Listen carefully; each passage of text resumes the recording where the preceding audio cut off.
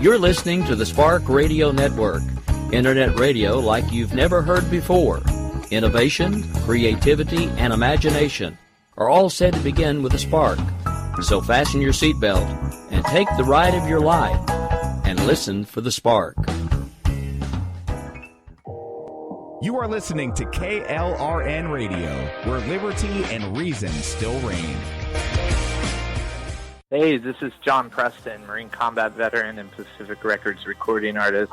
Just reaching out to have you check out our new album, Battle Cry, Songs of America's Heroes, an album featuring phenomenal other combat veteran artists like Scott Brown of the Scooter Brown Band, Ryan Weaver, Rowdy Johnson, just an incredible mix of people. This is all veterans telling our stories and our lives, and we're giving 100% of our proceeds to the Valkyrie Initiative to help veterans and first responders integrate back into society. I myself have battled with post-traumatic stress for many years and lost my own brother, a Marine Corps veteran, to suicide. I ask that you step with us and make this happen. We are in pre-order right now and release on March 17th. Go to iTunes, go to Amazon, buy. We plan on making the charts and making it at a very high level, and your support right now makes a difference. This is the release of my new song, Superman Falls, which is actually about the loss of my own brother, which happened last year, and I would love for everyone to check it out, to listen, and hopefully it'll make a difference in many lives. If you're 85 or younger, would you like peace of mind and comfort for your family? We're Final Expense Direct with an urgent message for you. The average funeral today costs over $8,000, but the most you'll get from government benefits is $255. How will your family pay the difference?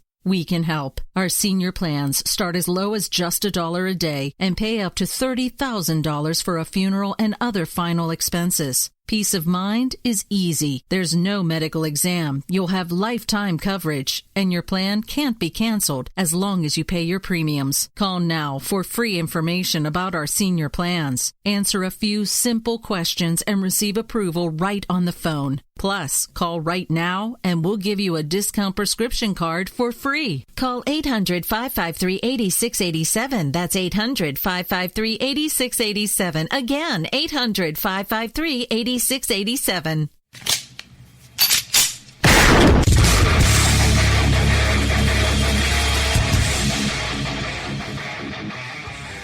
This is Slickery Trigger for Rebel Road Tactical. With proper care and feeding, your pistol will be ready when you need it. There to save your life. Shouldn't your gear be that good? Whether you need a holster for comfortable everyday carry or a tough-as-nails holster for your next training course, Rebel Road Tactical has what you need. Check us out on the web at rebelroadtactical.com.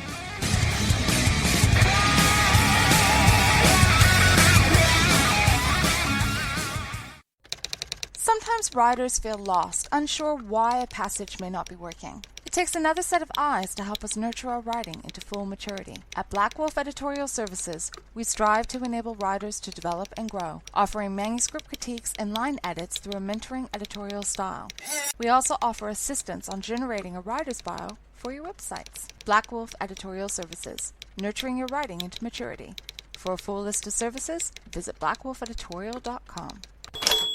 Here's George Foreman with InventHelp. Hi, I'm George Foreman. Do you have an idea for a new product or invention? People ask me all the time, George, how do I get my idea in front of companies? How do I get a patent? What do I do next? Do you have the same questions? I'll tell you like I'll tell them all. Call my friends at InventHelp. Call InventHelp today for free information. InventHelp has been helping inventors for more than 30 years and has sales offices nationwide. InventHelp can submit your invention to companies who are interested in receiving new ideas. If you have an idea and want to try to patent it and submit it to companies, you should call InventHelp today for free information. Listen, I can't guarantee a company will be interested in your idea, but I believe every inventor deserves the opportunity to step into the ring and take their best shot. Put InventHelp in your corner. Get your free inventor's information. Call 1-800-353-6490. That's 1-800-353-6490. Again, 1-800-353-6490.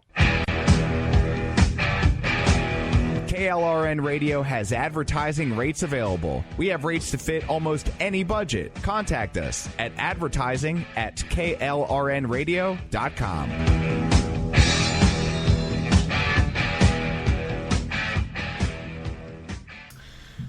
The The left's favorite socialist hero, Bernie Sanders, may not be the focus of a current FBI investigation, but you don't have to travel too far to find someone in his family that is. Just try looking across the kitchen table. The special election in Georgia's 6th district between Jon Ossoff and Karen Handel to fill one of President Trump's cabinet appointees is now over after one of the biggest congressional spending campaigns in U.S. history. This just proves to the Democrats that no matter how hard you work your ass off, sometimes you're just a loser. A college student in North Korea was imprisoned and tortured for over a year and a half into a coma and sent home this past week to Ohio, where he died just days later. But that isn't even the most shocking aspect of this story, and we'll get to that a little bit later as well. I have a message from my about the Congressional Black Caucus, what they've been doing and how hypocritical they're being right now in regards to participation on behalf of the Republicans and getting involved with them. We're going to talk about that a little bit more. We also have a female imager user who's on a mission when it comes to battling the term manspreading.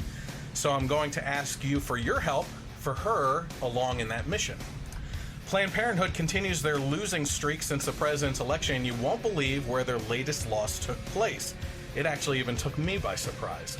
Also, Gal Gadot, she's currently playing the role of Wonder Woman. She's talented, she's gorgeous, she's underpaid in comparison to her male counterparts in the series. We begin there on the Generation Y Conservative Podcast.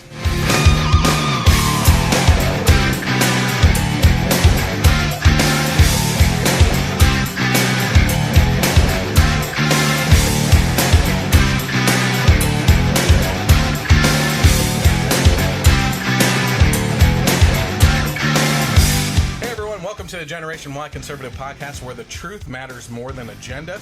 You can follow me on my social media right now. You might be following me on Facebook Live, which we're streaming live to. That's usually Thursday or Friday. It's a Saturday morning today that we're actually doing it because of a bad storm that rolled through last night. But you can always search for the Generation Y Conservative on Facebook and like the page. You can also go to the following button and get notifications for when we do go live, so you can always tune in for that. Also, the other more important one is actually YouTube, where you can subscribe to my channel on there. Hit the bell button to get notifications on there as well, and it's not a conspiracy. A lot of content creators on YouTube are being pushed down by the just sheer amount of material that goes onto YouTube. So you want to get notifications from the people that you really enjoy. For instance, I get notifications from the Rubin Report and Milo Yiannopoulos and some other like prank versus prank stuff, you know, just all over the place. So you want to get notifications from the people that you actually do follow on there. You can also interact with me on Twitter at Gen Y Conservative without the E on the end of that, and you're actually seeing that on the bottom of the screen right now if you're watching. Also, this podcast re-airs on Sundays from 3 to 6 p.m. on KLRN Internet Radio, and you can listen to it there. And they have also put me out onto iTunes, so you can subscribe on there to the podcast and listen to it. You'll also find the podcast on Google Play and Stitcher as well. So, I want to thank my friend Goody. Do you mind if I call you Goody? That's fine. So I've been calling him for over a decade now, decade and a half about. And he's joined me after probably months of asking you. Yeah. Just busy. Yeah. And he follows along with the podcast, so he listens to it. And I'm really excited to have him on because I've known him since, I was 20, 19 or 20? 19 or 20? Yeah. And Cracker Barrel days. Yeah, we've had a lot of fun and a lot of good times, good experiences. And I knew he would be a perfect one to kind of laugh along with some of the stories that we have going on right now. Oh, yeah. Okay, so all this month we were spotlighting a local charity here in the Lehigh Valley called Truth for Women. This is a charity that focuses on women who are victims of sex trafficking and abuse. We talked about their mission statement, hosting gatherings in your home, business, or church to support the women. We also talked about how as a business, if you have one, you can become a partner through monthly donations that help these victims in a consistent basis. With this being the last week spotlighting this charity, I wanted to focus on the problem that Truth for Women is trying to tackle. And this is directly from their website, and it reads, "The Trafficking Victims Protection Act of 2007 estimates that 700,000 people are trafficked within or across international borders in the United States each year. At a low estimation, 200,000 American children are at risk for trafficking in the sex industry each year. Domestic minor sex trafficking occurs when U.S. citizen or lawful permanent resident minors who are under the age of 18 are commercially sexually exploited. Children can be commercially sexually exploited through prostitution, pornography, and or erotic entertainment. The age of the victim is the critical issue. There is no requirement to prove force, fraud, or coercion was used to secure the victim's actions. The law recognizes the effect of psychological manipulation by the trafficker as well as the effect of the threat of harm which traffickers, pimps use to maintain control over their young victims. Sex traffickers frequently target vulnerable people with histories of abuse and then use violence, threats, lies, false promises, debt bondage, or other forms of control and manipulation to keep victims involved in the sex industry. It gets them into a cycle of that. Sex trafficking exists at much larger rates than most people realize or understand. Most of the time, it is right in our own backyard, but we do not recognize it or we misidentify it. Sex trafficking has been found in a wide variety of venues, including residential brothels, online escort services, brothels disguised as massage parlors, nail salons, strip clubs, and street prostitution. As a matter of fact, if you've ever seen my video, the pilot I shot for the one TV station, we interviewed another organization that said that these people actually prey on young teenagers that are left alone at the mall that are runaways or at the bus terminals and stuff. So if your heart does feel led to volunteer or donate to the Truth for Women's mission, you can actually learn more by visiting truthforwomen.org. Good to go? I'm ready. All right. So all of you equal pay warriors out there are not going to be happy about Hollywood's latest pay gap for Wonder Woman's leading lady, Gal Gadot. Over the last week, it was tweeted and retweeted online that Gal Gadot's salary for her take on the female superhero came in way under that of her co-star Henry Cavill in the Batman vs. Superman. He plays Superman. The initial reports were comparing her salary of $300,000 to Cavill's $14 million. Except that isn't exactly accurate, actually, at all. Yeah. And if all that was enough, Forbes reported on Friday that the movie had earned over $500 million worldwide, making Patty Jenkins the fourth ever female director to pass that mark, which is a kind of cool history. It's very cool. Yeah. Did you see it? I saw it. It was awesome. Yeah, you should have seen my review for it. I haven't had a chance. I told you. So, Gadot's rumored $300,000 figure matches what Deadline says Chris Evans was paid for Captain America, obviously playing the part of Captain America. And according to the Telegraph, that went up to about $2 million for the Avengers, which makes sense after he had proven himself as a character. I mean, you don't know where that kind of thing is actually going to be going, you know? Right. That character could completely fail, and why end up paying him even more if it's not going to draw an audience to help make up for that number, right? Well, after Batman Superman, I'm not surprised that they were worried that a DC superhero movie would fail. Fall short. Yeah, Martha. Your mom's name is Martha, too? Really? Don't worry, she'll be fine. Yeah. The original tweet that caught this attention failed to mention that Cavill's salary was over the course of Man of Steel and Batman vs. Superman. After the initial Superman movie he starred in, brought in major money at the box office, again proving his worth. By the way, and I was just mentioning this to Goody here, if you haven't caught it, on my YouTube page right now is the featured video, is the Wonder Woman review that we did. Mike and I reviewed that. We have the next movie coming up is Spider-Man Homecoming, which we're inviting people along to do the review. Keep my fingers crossed. That movie's going to be awesome. Oh, yeah. Early reviews are saying it's incredible. Yeah. Like the best Marvel movie yet. I hope so. I hope so. But I do encourage you to go over and watch that movie review on Wonder Woman, because I had my problems with it, and they were few and far between.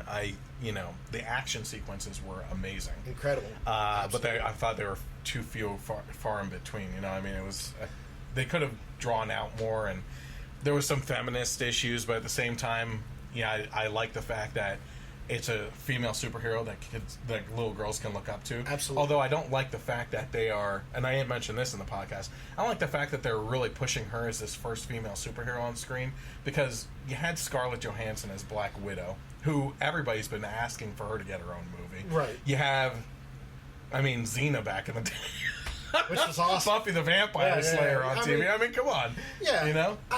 This and isn't the first female that's, like, taken hold of a mantle to go after. So, going back to the Scarlett Johansson Black Widow thing, one of the things that I didn't like that they did with her character in the second movie was basically neuter her. Yeah.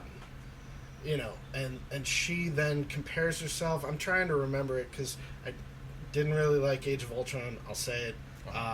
You know, it wasn't their best effort.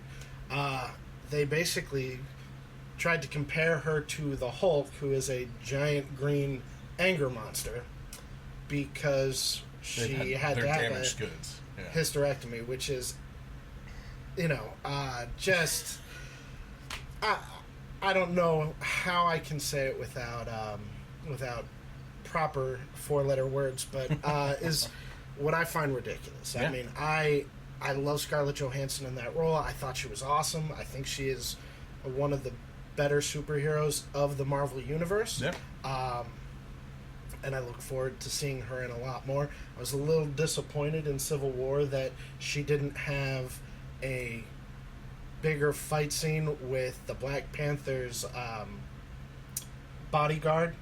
When he basically says, no. While I'd like to see it, not right now. So come on, Black Panther, make that happen. Which another movie that looks incredible. Oh man, that looks awesome. Yeah. So, interestingly enough, so what happens is that usually when I'm getting ready for the podcast, I get together and gather all the source material on what I'm going to be talking about and write the script on Thursday nights, or even Wednesday nights sometimes if we're shooting on Thursdays. And this week kind of taught me a little lesson in patience. Because 2 stories actually came out since writing the script that I had to throw in last minute because they were just too either important or funny. One of the funniest stories you're going to hear is coming up right after this next one. But, so Thursday, Johnny Depp made the news. Did you hear about this? I did not. I haven't had a chance. So Johnny Depp, who's, you know, if you're in our generation, you know who Johnny Depp is. He's the star of many movies, but you most recently know him for the ongoing franchise of Pirates of the Caribbean. 21 Jump Street, of course. Yeah. The ongoing series. But he was at Britain's Glastonbury Music Festival on Thursday and made a statement to the crowd insinuating that it was about time someone pulled a John Wilkes Booth on President Trump and assassinate him. So, let's see here. So I'm actually going to show you that video right now, and we will talk about it a little bit more after that then. When was the last time an actor assassinated a president?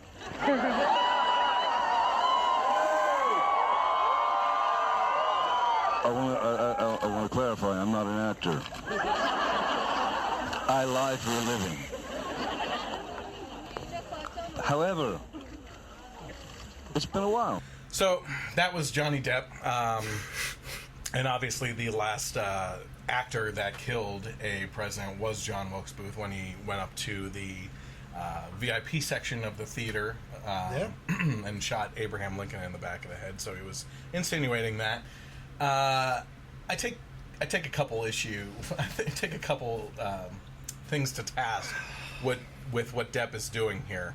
Number one, he says he lies for a living. Yes. You know, but right before that he says, first of all, I'm not an actor. Well, you're one of the most popular actors on the planet. So what the hell are you talking about? I think he wants to be a musician, and you know, he gets to play with. I think Joe Perry is in the same band as him. Oh, I know he is actually. Yeah. They're called like the Vampires of Hollywood or something, and they're not good. In my like Kevin opinion. Bacon's the Bacon Brothers or whatever. Right? Yeah, but I like Kevin Bacon. Yeah, I mean, I like Johnny. That's what, we've talked about this on the podcast before. You know, Scarlett Johansson, Mark Ruffalo, Joss Whedon, Chris Evans. You have at times Robert Downey Jr., which don't keep on stepping out. Like he pushes that line a little bit sometimes. And all these actors, Leonardo DiCaprio and Susan Sarandon and Tim, forget his name. He worked with Susan Sarandon a lot. But these actors and actresses that keep on coming out and just basically getting rid of half of their audience in the country because they keep on stepping into political manure and allowing their, what I consider is taking advantage of the spotlight that they have to approach a different soapbox and get their message out there that other people don't have. And what disturbs me is that we have people in this country, young kids, who idolize these people. Right. And that I agree with. Right or wrong, it's wrong, first of all. But yeah, you don't try telling a kid that. Sure. They don't understand. I mean, it's not too dissimilar to a certain comic or a, more not as popular, but 70s musician who have done it on both sides of the coin over the past 8-12 years. Yeah. I understand people wanting to wear different hats and trying out different things. The political ring isn't something you just want to try on. Yeah. It's but I've played a politician on TV and in the movie, so I know what I'm talking about. He probably has. No, that one is. Yeah. At least you could understand him this time. Yeah. I mean, he didn't sound like complete drunk. Yeah. I'm Captain Jack Sparrow. So the White House released a statement that read, President Trump has condemned violence in all forms, and it's sad that others like Johnny Depp have not followed his lead. I hope that some of Mr. Depp's colleagues will speak out against this type of rhetoric as strongly as they would if his comments were directed at a Democratic elected official. Very professional way of handling that situation. Of course, they won't do that. Because in the background, these actors and actresses are applauding what he said. They go and say like-minded, hateful things, maybe not about assassination, but they can't come out and support him because they're spineless people on this comment about the assassination, although you know that they're cheering it in the background. Sure. Well, I mean, the irony of this is not lost on a lot of people. You hear about people, some of these similar actors talking about world peace and, you got to feed the world and love the world, and then they turn around and say, well, kill the president. Mm-hmm. Do you remember The State at all? The TV show The State? I don't think I watched it. It was a sketch comedy thing that HBO ran. Yeah. Really funny. They had, I think it was The State, they had a skit on it that basically, anytime you'd say, I want to kill the president, men in black suits, black sunglasses, and the little earbud would come out and just take you off, and you'd disappear from the show for the rest of the show, which was it was a running skit. It was really funny. Like over multiple episodes? Yeah, no, just for the one episode, but it started, and then it just, kind of progressed through the entire episode until the end of the episode, because no one else is there. It was really funny. I mean, it's, I get not being able to say something, or shouldn't say something, especially when you're in a position where you are, paid by a mouse to be a global icon, not just a, one country, one person. You are everywhere, because the mouse is everywhere. Everyone knows the mouse. Specifically, we're talking about how Pirates of the Caribbean is a movie that's put out by Disney Studios. I love Disney. Case you don't Please don't take that. Anyway, Mouse, you are my friend.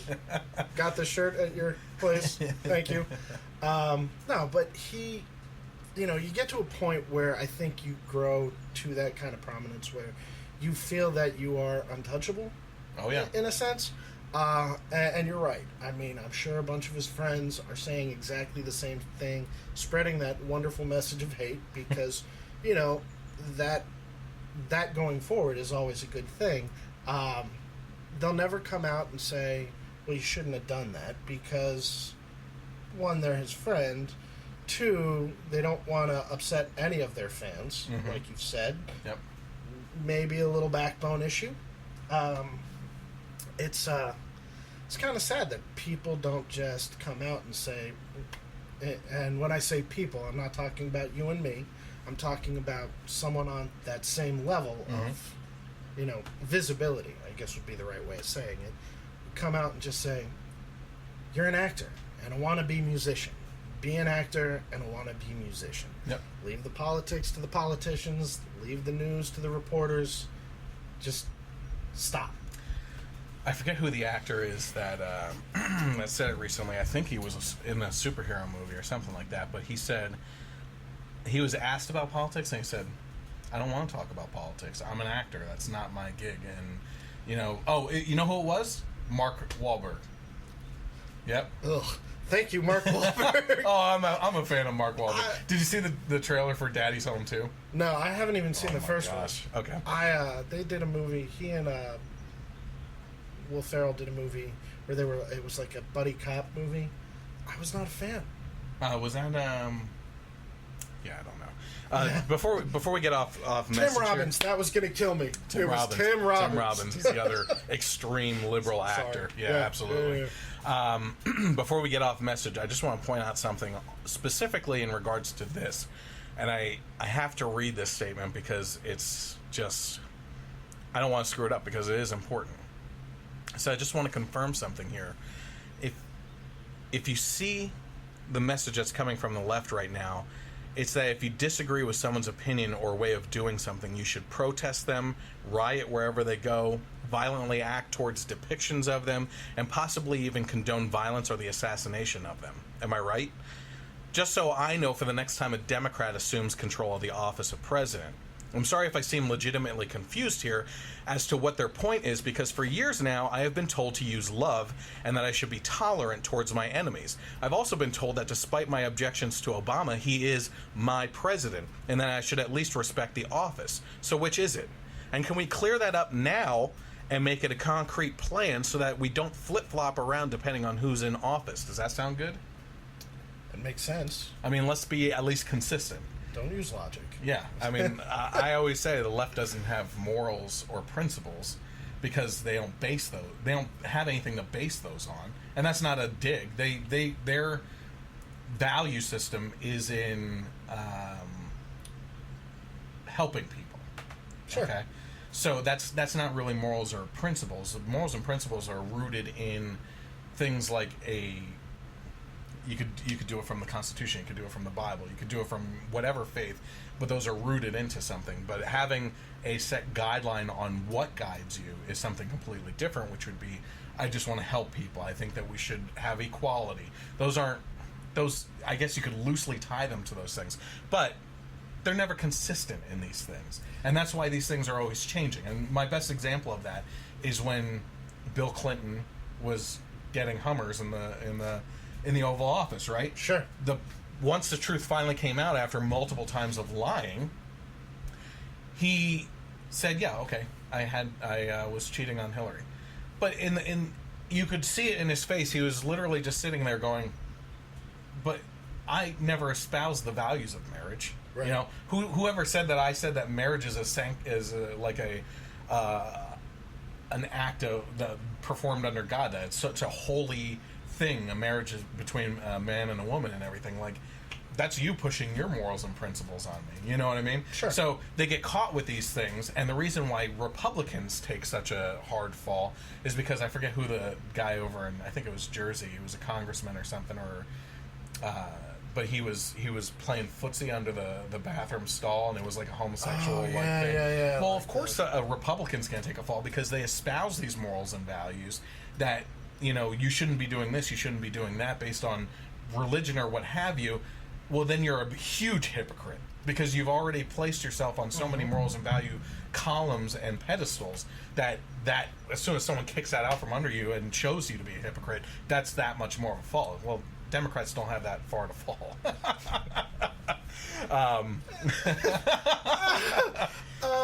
You know, I won't say that there aren't things that I agree with the left on, because there are. It's not few and far between, but it's also not an everyday occurrence. I like to say I walk the line of logic. Yeah.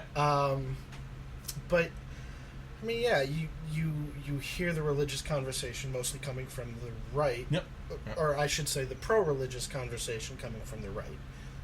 The very anti-religious coming mostly from the left. Yeah. I mean, that's just the way that is. And, you know, who knows who's right? I'd like to say that I believe I am, but, you know, I'm sure there are people out there who will tell me vehemently and protest me. I honestly don't know where Goody stands politically. And you don't even have to say it. Yeah, right down the middle. It's kinda, right down the middle. I mean, there are things I agree conservatively. There are things I agree liberally. Like I said, it's you know, I am a per issue person. Yeah. I am not a. Which is why I've leaned all the way over to libertarian now. Really. Yeah, yeah. I mean, I can be honest and say that I'm not ultra conservative. I'm not ultra liberal. I think to know me is to love me, and you know, I will take a stance when I see something we're standing for. But you know, other than that, I think it's important to hear all sides of the coin before you make your final decision on something. And the problem is, I think that while there are extremely educated people on both sides of the coin, they take advantage of the, I don't want to say less educated, the less knowledgeable on certain issues, where they'll say, you know, I don't want to bring up a hot button topic, but there's a word that starts with an A and ends with an ortion. You know, I personally know how I feel on that, and it's not something I agree with. You know, it's just my thing. That's me. I was taught when I was little, don't take a life, and you know, I sort of understand how some people will say, well, it's not a fully developed life yet, I guess. You know, wait. You know, you don't eat an egg. It's not going to be a giraffe. Yeah, you don't eat an egg when it's uncooked. So, you know, you drop an egg on the ground, it's a dropped egg. But you know, it's you listen to these people who just spout the things that they read off the internet without researching both sides, and that is what I find extremely heartbreaking. You know, there's a video that was posted where a guy was basically going around a college campus and going up to I think it was like he pinpointed the top 10 academic kids, knew that they were like in line for valedictorian, and he basically went up and he interviewed all of them and said, we're talking about giving away some of your GPA points to the students who aren't doing so well. And of course, most of them were like, well, no, that's not fair to me. I did all this work. Why should I have to take care of these other people? And who didn't study. Right. And he basically follows them into their liberal meetings and sits there and listens to them talk about, you know, taxes and socialism, and basically says, well, you know, less than 5 minutes ago, I just posed it a different way, and you said you were against it. Why are you now for it? And the answer is, like you said, they want to help people, which isn't a bad thing. That's why I'm not ripping into them. Right? You know? It's just, you know, if you're, like you said, consistency is key. Yeah. And unfortunately, it seems like there's a lot of inconsistency on both sides. On both sides. Oh yeah. Yeah. I mean, first of all, I keep on saying, I've been saying this for my word since November. Yeah. I wasn't going to vote for Trump. I actually was a never Trumper because I was a fan of Ted Cruz, and I didn't believe that Trump was going to do any good. And then as soon as Justice Scalia died, I was like, no, this is a lot more important now. And I actually personally believe that the justice seat is actually more important than a president. I agree with because it's a lifetime term. Yes. So I went from being a never Trumper to I'm going to vote for him based purely on the fact that I do not want Hillary to stick a extremely progressive liberal, probably straight out of law school, to sit on there with their ideology that they just were brainwashed with for, decades. Sure. On the bench. But at the same time, I was sitting there and I was listening to my friends who espoused conservative principles and morals for so long, and now they're saying that Trump is the epitome of conservatism and the next Reagan, and I'm like, no, not really. As a matter of fact, I can point out many times that he went the exact opposite direction. Yeah. As a matter of fact, I was actually surprised more Democrats didn't vote for him, because it seemed like more of a Democratic history behind him than anything else. I mean, some of his top advisors, being Jared Kushner and his wife, Ivanka, Trump's daughter, are liberal.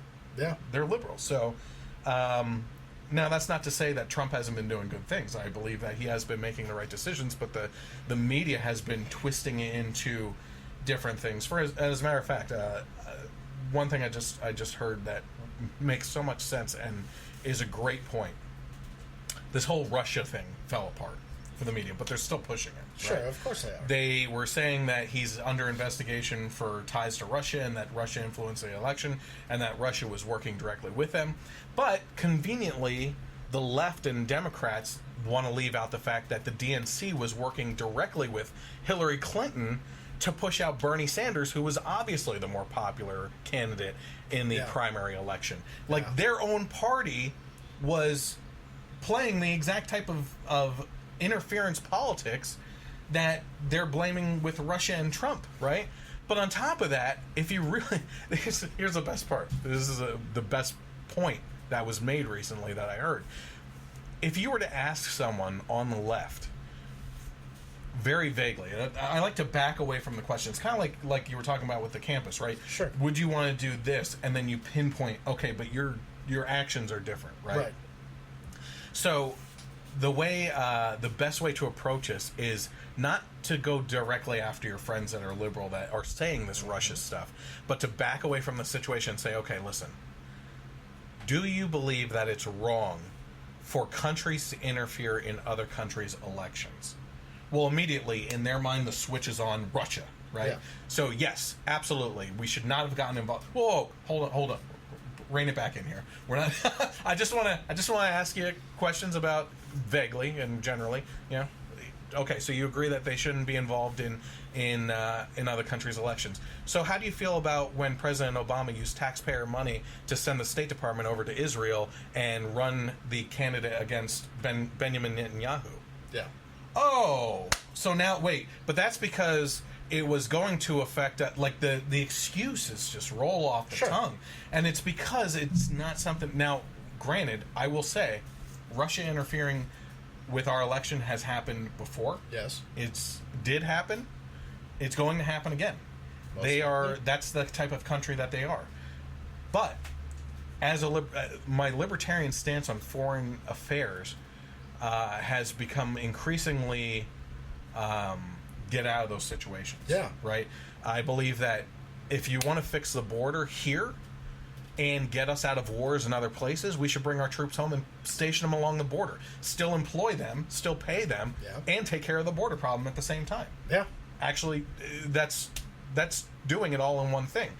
But we shouldn't have our troops over in other countries interfering in nation building and everything. But at the same time, you're saying that you're basically going against yourself as a hypocrite because you believe that President Obama somehow, in a marvelous, just completely intellectual way, was doing the right thing for Americans by interfering in Israel's elections. Right. Yeah.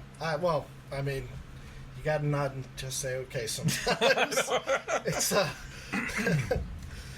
well, it's okay. You ready? Yeah. We'll get off the top of politics for just a minute here to cover what I consider the best news story, possibly of my lifetime. Oh boy! Are you familiar with Lawrence John Ripple? Have you heard this name? No. Okay. No, I haven't. So last September, Lawrence Ripple walks into a bank in Kansas. Okay. He walks up to the teller and he says to her, "I have a gun. Give me all the money that you can." She gave him $2,924. Big.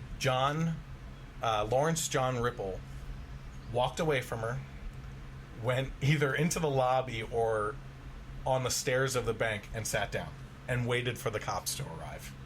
And when they did arrive, he said, "I'm the man that you're looking for. I did it." Very odd, right?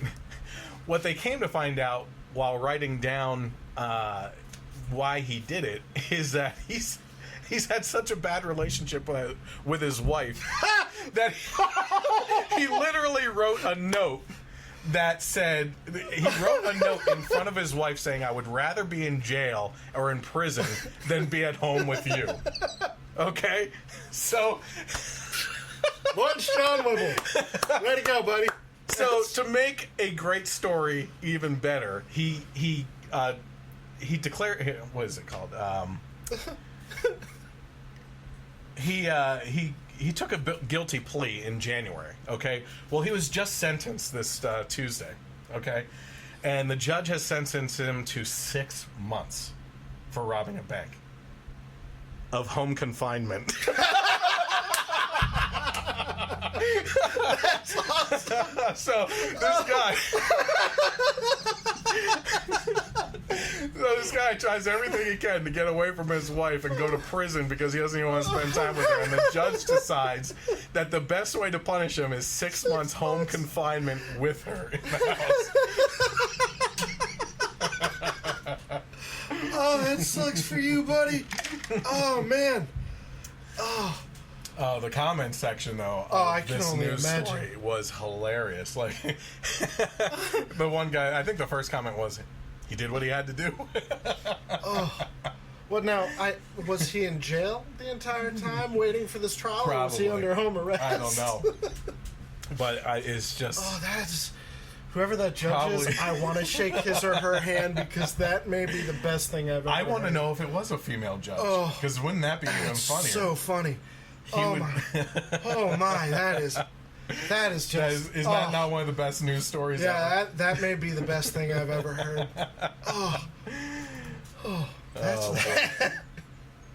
That is awesome.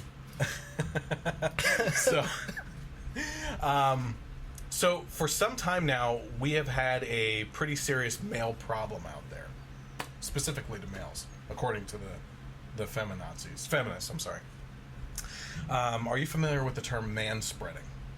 Is that anything like mansplaining? So, derived from the same people. Okay. Yes. So, mansplaining is when a man tries to intervene in a conversation and explain to a woman something as what they feel as if it's in a condescending tone, like they wouldn't be able to understand it without a man explaining. Right. Which happens the opposite way in marriage all the time. I mean, honey, I love you. Yeah. But yes, yes, it does. But of course, it's only a male problem. Well, manspreading is actually the first term I heard of before all this other man stuff happened. And essentially, it's like what we're doing right now. Right? Okay. When you're on a subway or on a train or any type of public transportation, you sit down with a wide stance and you're just sitting like this. Okay. And they have women have a problem with this because you are doing something. Essentially, one of the first complaints is women can't sit like that because it's considered inappropriate to have your legs kind of like cocked open like that. Not a pun on words there, but they also have a problem with the fact that you're taking up too much space on public transportation. So if you're like that, you're probably also taking up part of the next seat over, and people don't want to sit there because your leg is in the way and everything. Well, if you're familiar with this nonsense, one female writer is taking the manspreading issue to task and says that it isn't exclusive to males out there, that they're just getting the brunt of the feminazi evaluation. In a Mostly Pictures article, the Imager poster Mashimi takes the term manspreading to task by showing multiple women spreading out and taking up space on public transportation to seemingly limit the room of their neighbors and maximize their own comfort. So I'm going to bring up a picture here on your screen. There we go. So you can actually see multiple pictures here And what we're actually looking at is one woman basically doing yoga or stretches across 2 seats, as well as her bags taking up the 3rd seat. You have another girl who, in the same situation, she's sitting there on her phone taking up 2 seats, and her backpack is taking up a 3rd seat right next to her. But my favorite is the one on the right over here, which shows multiple women sitting down in a seat, and then next to them is a man squatting down against the door with a prosthetic leg that they couldn't get up for to give him the seat, Well, I mean, the entitlement. It's to be fair, though, the squatting guy with the prosthetic leg is totally man-spreading in this picture. Well, so the feminazis at least have a point to go after him on that. Sure, right? sure. I guess that's one way of saying it. That's an interesting photo. And there's many more on the website if you want to follow that through on the Facebook page for the Generation Y Conservative. You can find the rest of them. If you're healthy and you're on a subway and someone comes on and they are in any way hindered, if it's a prosthetic, if they're pregnant, old, get up. Asian. Give them the give them the seat. Get up. I mean, unless you are in some way unable to stand up at that point in time, get up. Just get up. It's okay. You can grab onto a bar and stand there. It's not going to kill you. I promise. So I thought it would be fun to get a little bit more interactive with you guys. With all these anti-male terms floating around, I thought that this would be a great opportunity for you, the viewers or listeners, to come up with a fancy little term for women who are guilty of the spreading syndrome as well. So you can comment below the video right now or send me a tweet at Gen Y Conservative without the E on the end with your term. And the more creative, the better. I was actually looking at some different things last night, and I'm interested in seeing what other people come up with. I can only imagine. Yeah, it should be good. So go ahead and give us that, and comment wherever the video is, and on Twitter as well. So let's go from some fun stories back into the political realm here. Okay.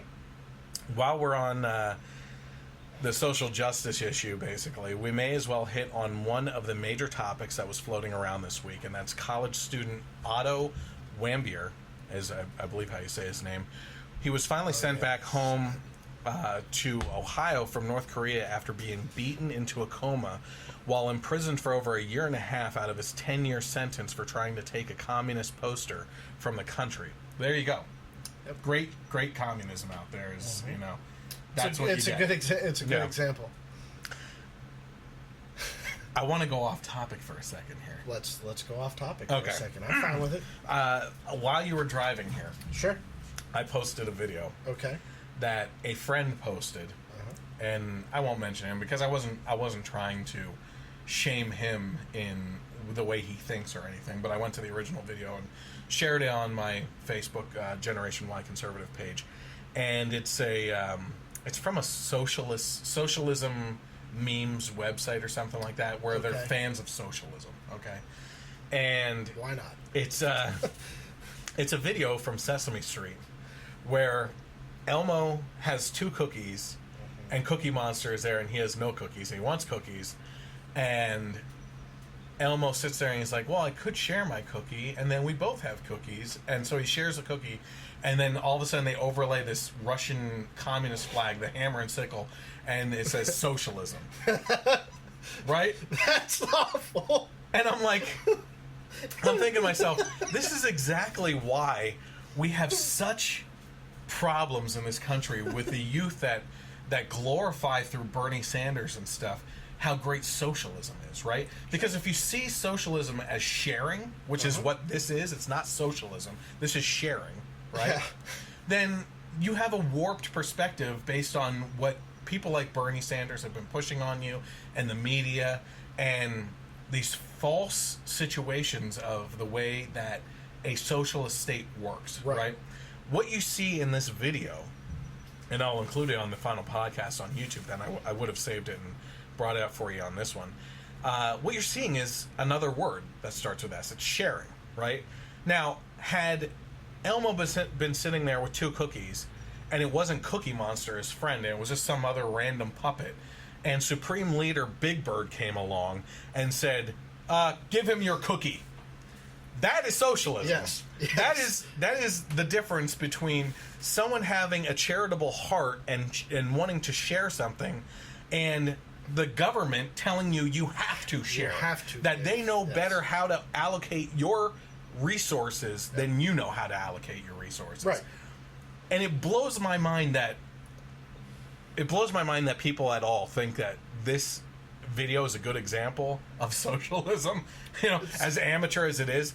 But it hurts me even more that people that are friends with me that should know better that at least get a different perspective. I'm not saying you have to agree with me, but you're seeing examples of things all the time. At least listen to the other side and at least investigate what you think is the right side and from other sources. Now, I've looked into sources on what people think conservatism is or libertarianism is, written by people on the left, because you get a better idea of what you should be weary of, what you should investigate a little bit more, so you can argue better to support yourself and what you're thinking. This is just bad. It's bad. Awful. This is a horrible video. This is a bad example. It's really funny. Yeah. But it's really funny that you're making an idiot of yourself if you post this. I'm sorry. And I don't mean to, again, shame my friend, but... yeah, it's, I'm also talking about a guy that lived with me at one point. That's awesome. No, it's, I just don't... I don't get the allure of socialism. I do like cookies. If you needed a sip of my iced tea, I would give you a sip of my iced tea. I am in no way, shape, or form a communist. If you asked me to go to or if the government told me I had to go to the store and buy you your own iced tea, I would not be happy about it. My feeling is you work for your own cookies, and you should be allowed to eat your own cookies or give your own cookie to whoever you want, and not have, like you said, Supreme Leader Big Bird come out and basically yell at us until I give you my cookie, or shoot me in the back of the head, and then take my cookies, give you one cookie, and keep my other 5. Yeah. So. Yeah, exactly. That was an ADD moment right there. Supreme Leader Big Bird. Did you ever hear my which had Mike, my other guest, laugh at? He laughs all the time at this. We were talking about it was in the regards to transgender community and everything. Okay. But we were talking about people transitioning to other things other than genders, right? Oh. So the one guy that transitioned into a genderless alien. Did you hear about that? Is this for real? Yes. Yeah. And I don't know if you know this, but like there's this social push, this agenda to push for, instead of talking to people and saying he or she, you say zer or whatever, right? I read something about that a while. I said that the genderless alien is Zerzod. So you got a good kick out of that one too. It's like the dude, where's my car? Yeah. Yeah. I didn't know about someone transitioning to genderless. Okay. Yeah. Well, there's about 96 different genders now for people. For humans? Yeah. As identified by one college on their college application. I need to see this application. It's here on the application or in their website for how you can identify. That is Yeah. Okay then. Yeah. And I think I've seen you post some things that I disagree with in regards to liberal issues and everything. Absolutely. But it's, again, I've said this before too. I don't have a problem with the LGBT community or the transgender community. Not at all. But inconsistencies. I mean, like, listen, if you're a male that identifies as female or a female that identifies as a male, I don't need to understand that. Sure. Right? I don't care to understand it, really. Right. Honestly, it's not going to affect my day-to-day. Yeah. But when I have to change my language around to Zer. Yay, socialism. Yeah. I mean, did you see Dave Chappelle's stand-up on Netflix? I saw the first one. You were actually the one who told me that it was a two-parter. I did not know that, so I haven't seen the second one. Yeah, so, I mean, he talks about, I'm okay with you guys, but for you to change my whole pronoun game and how I address people, like that, there's a problem with it. Well, no, And again, it's not the surface level identification. Like, sure, if you're a male that has transitioned to female and you look female, and I address you as he or him, right? That's a dick move on my part. Absolutely. If you have a beard, if you look like me, handsome, dashing, and the camera adds 80 pounds. I made that joke earlier. You're welcome. But you look like me, like with a beard, like, and people would say that this isn't even a full beard. I miss my beard. Yeah, I had a beard. But and you address that person as she, sure, right? And it's a male that No, I'm sorry. It's a female with a beard. No. It's a male with a beard that identifies as female, and you identify that person as he, and that person goes, I am a she. Well, you're not really trying, and you're really screwing up the rest of the population with, like, you have a beard yet. You're not doing anything to help your cause for the pronoun. So maybe that's one of those other genders. Oh, yeah. Just go through the list. Yeah, I'm actually looking for. I didn't know that. Yeah. And I am a supporter of the LGBT community. If you've ever been on, I only have Facebook. Sorry, I'm not social media savvy. But those are some of the few issues that I do post for. I think, and I know that we are not on opposite terms of it, but we stand. I've posted against some of the stuff you've posted, and you've made comments back to me. We have an open and honest conversation, which is why we're friends. Not picketing, not doing any of that. But that is just. I didn't know there were. I've gone more and more libertarian because of these issues. Sure. For instance, I think it's very hypocritical. First of all, live and let live is what I've been going more and more to, right? Yes. Which is a line that's forced down the throat of society. But it makes sense. Agreed. Okay? But if I am to respect what you're doing in that type of situation, and you don't respect me talking about religion or living my religious ways, then there's a problem. Right. Because you can't live and let live. Right. If you're forcing your agenda but not allowing anyone else to live out the way that they want to live. And that's the biggest problem right now. Well, that's I don't know if that's an inconsistency. I think it's I think that's part of the major issue is you have people who very much live religious values. I was brought up Catholic.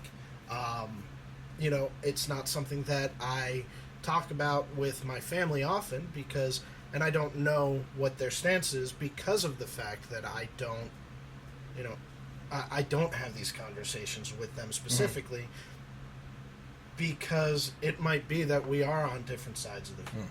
I mean, when we were growing up, it wasn't as bad as it was in the 60s to come out as a homosexual. That's just basic history. Pick up a book, the more you know, right? Yeah. Yeah. Saturday morning cartoons, hooray! No, but I wouldn't say I live within a religious value set, but I have that set. I mean, there are 10 basic rules that I think almost every religion has, and it basically says, don't be a dick. Yeah. I mean, at the end of the day, that's the issue. If you want to fight for the LGBT community, that's fine. I have no problem with that. But then if you want to come to Chris and say, his religion is bad, I'll call you out on that just as quickly as someone might call you out for fighting for the LGBT community. Mm-hmm. I mean, that's just...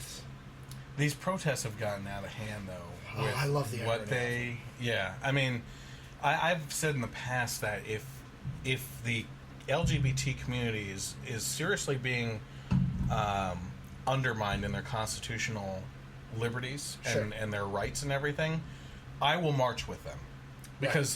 Because people are held to the Constitution, not specific people. Right. Right? But when you're looking for more than, or different treatment, or that treatment but less treatment for another set because they've had good treatment for so long, you know, like these are conflicting messages that I'm sorry, I'm not going to march with you on. You know what I mean? No, and that I understand. I mean, and again, it's personal opinion. Yeah. At the end of the day, this is where I sit. This is where Chris is sitting. You know. As a matter of fact, you and I, in our glory days, as you would say, we had multiple gay friends and lesbian friends that we went out with all the time. Yes. That we're still friends with. Yes. Well, you know, I have to throw it out there as the precursor for me, but yeah, they were personal friends of both of ours. Yeah. And we went to like the gay clubs and stuff like that. Yeah, I don't care. I enjoyed that. That was fun. Yeah, I had a bad experience. It was. Wait. Now I wasn't going to bring it up. Now I have to clear it out because that sounds even worse than what it probably is. But we went to the one in Allentown, and it was it's the Stonewall at the time, right? Yeah. It was not anymore. I don't know. I haven't been there in years. So I don't David go to bars though. Yeah. Brought us there because of a drag show that night. That's right. And he wanted us to experience that. He said it was going to be a lot of fun and everything. Yeah. Well, of all the people in the club, the most straight white guy there, in the back of the crowd, up against the wall, sitting in a chair, minding his own business. Drag queen comes out, goes up and down the stage multiple times, does a 90-degree turn, walks off the stage, and starts grinding on my lap. Yeah.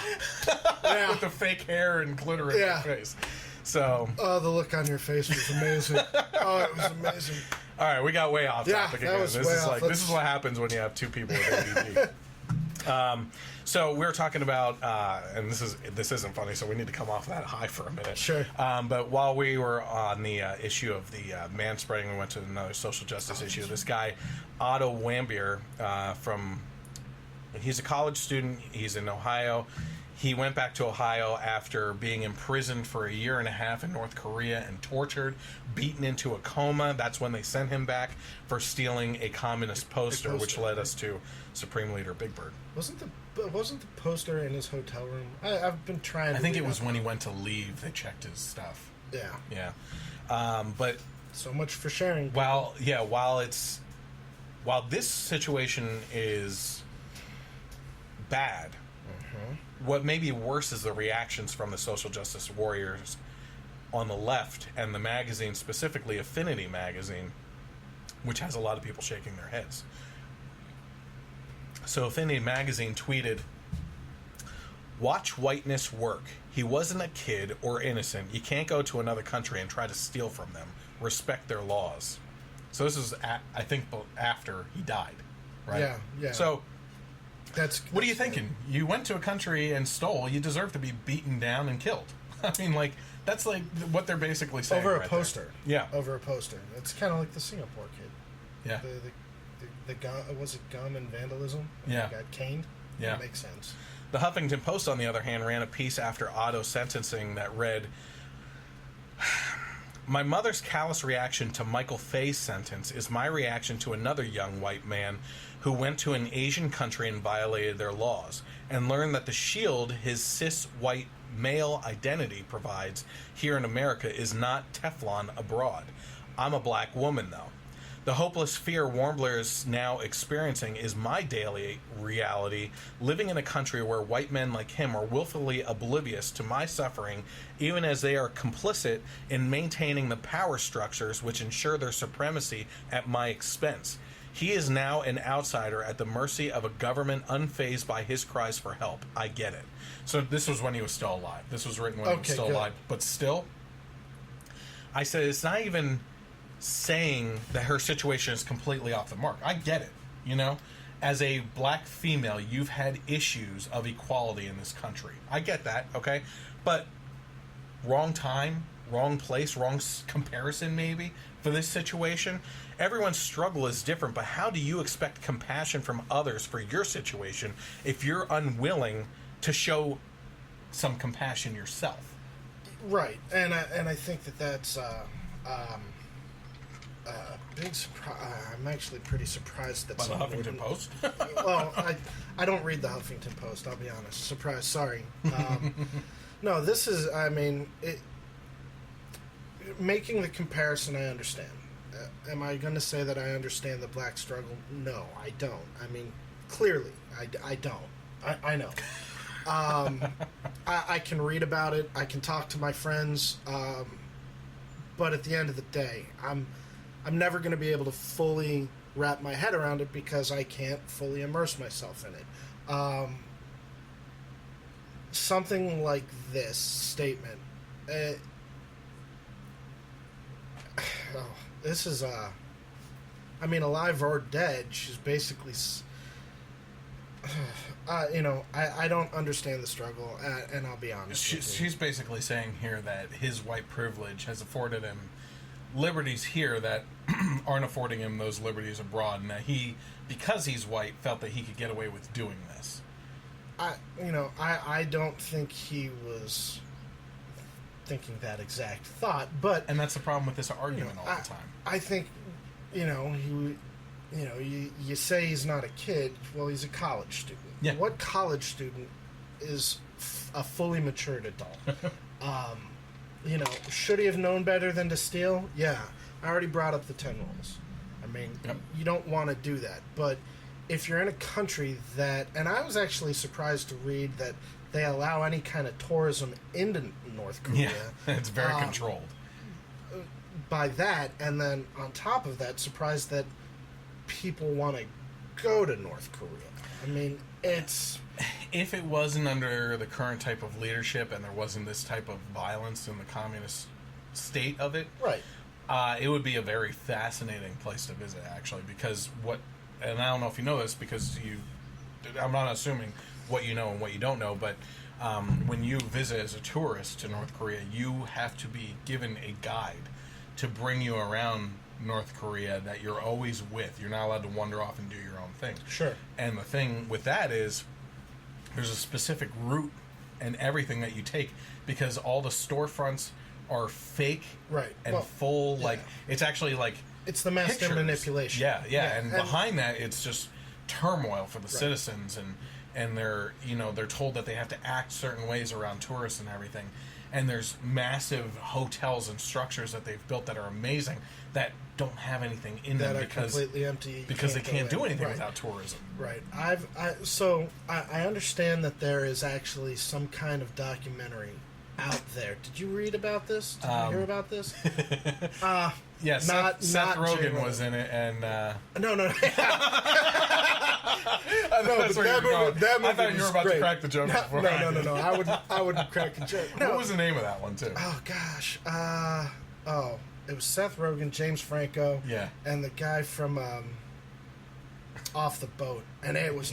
I mean, it was funny. Yeah, that was really funny. No, there's supposedly there's some kind of documentary. I guess some group, non-American, I want to say maybe British, had a chance to go into North Korea and walk around with a guide, but there was something about the guide that kind of took them off the mark, let them see. I hope they got him out of the country. Yeah, well, that's kind of, I think, what it was actually about. But they had like video of the soldier going, okay, they're leaving the park, They're going to the supermarket or whatever. I don't know the route. I've never been, but whatever the route is, make sure the people are there and ready. And so it was like kind of it's a master that scene where it was thing, it's he's known as a master manipulator for that reason. Do you know some of the things about like the UNs? For instance, that their people believe that they don't go to the bathroom. That they never have to go to the bathroom and stuff like that. It's crazy. I read that they think it's 109 or something like that, year 109, because it was off of the grandfather's year of birth. Oh, is that I've read some things. Kim Jong Il was the father, right?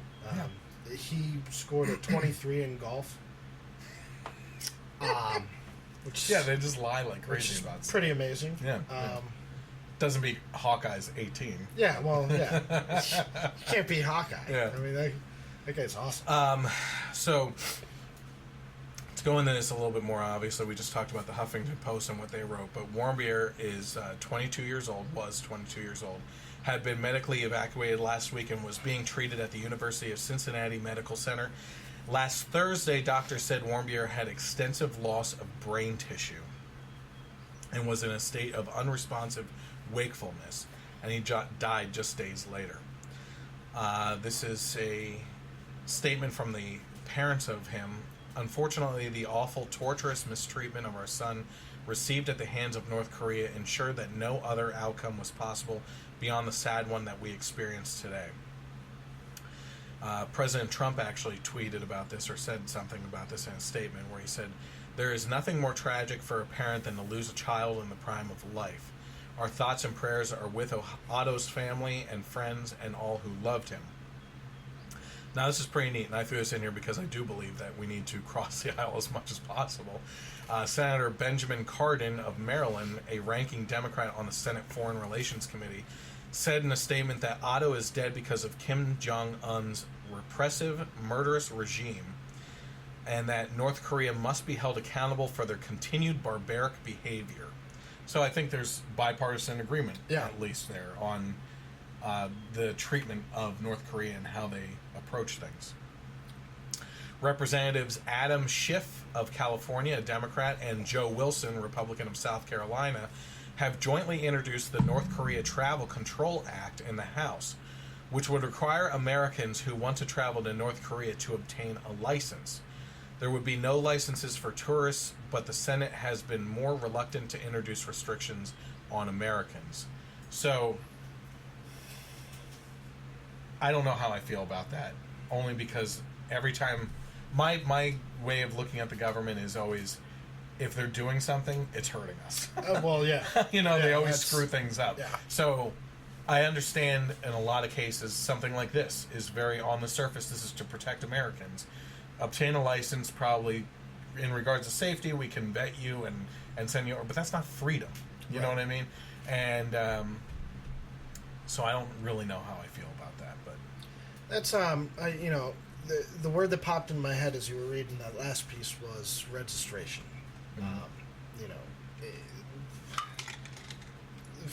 The registration is to me the complete opposite of freedom. I have to report to the authorities that I want to go here or want to do this. I want to get married. I need a license. I want to own a gun. I need to have it registered.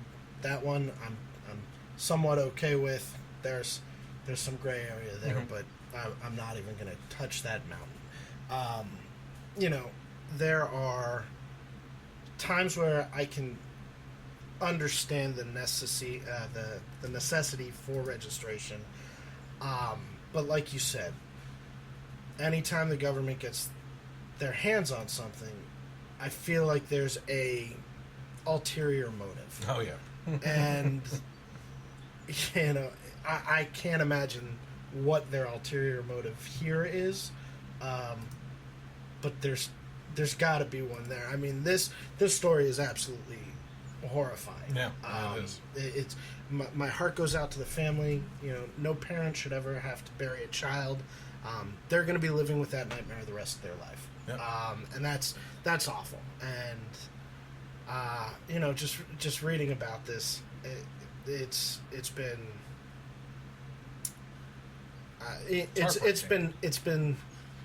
it's been awful to read, but nice to see that it's something that, like you said, cross party, everybody seems to agree on an issue, so there is hope.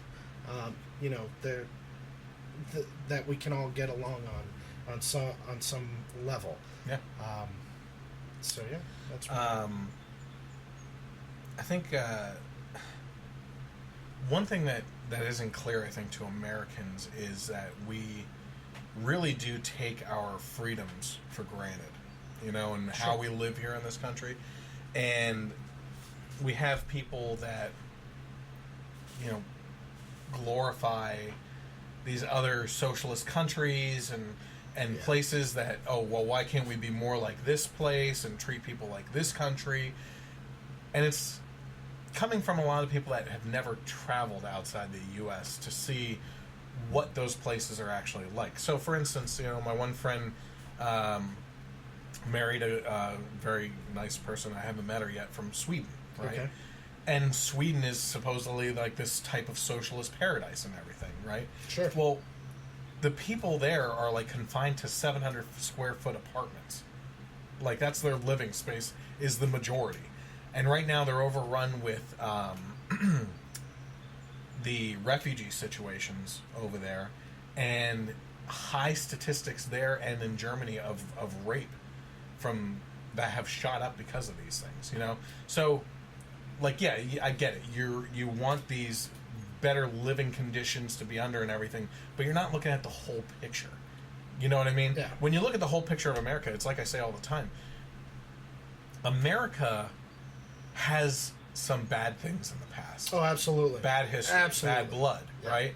Yeah. But when you take that in with the whole, it's an ingredient that you might not like, but as a whole, the types of freedoms and the ways that we can live freely today makes us a heck of a lot better than any other country out there. I would agree with that. I personally believe that this is the greatest country in the world. If you don't, that's your opinion. I have no problem with you trying to change it if it's for the better. But things like you said, when you don't travel to these countries, and I'm not a foreign traveler, I don't really do that. You don't know. You don't know the experience. You get to see what the media gets to show you, and one of the fun statistics about most of these communist countries or socialist countries is that the media is controlled by the government. Yeah. Some of the best stories that are coming out of there are... oh, man, look at this. This place is wonderful. You don't see, like, the hardship of the people. The horrors. Of, the absolute horrors. The just using Cuba as an example. People...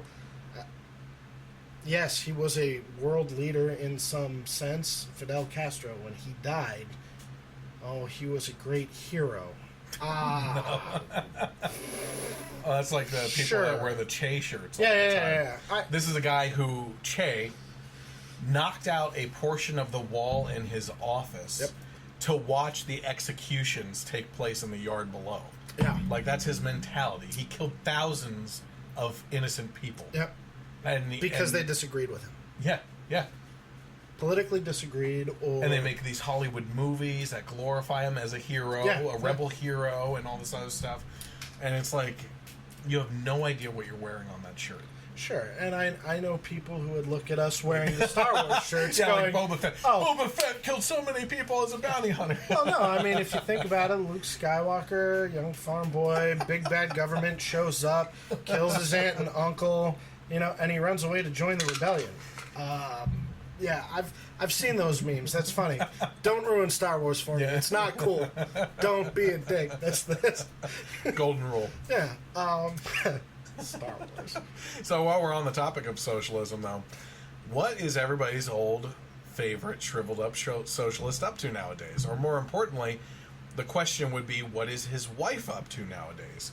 As media outlets are reporting that the FBI is currently looking into Bernie Sanders' wife, Jane, for what appears to be a shady land deal with a college that looks to have been a cover-up for the possibly fraudulent acquisitions of nearly $7 million in tax-exempt bonds, according to the Daily Caller.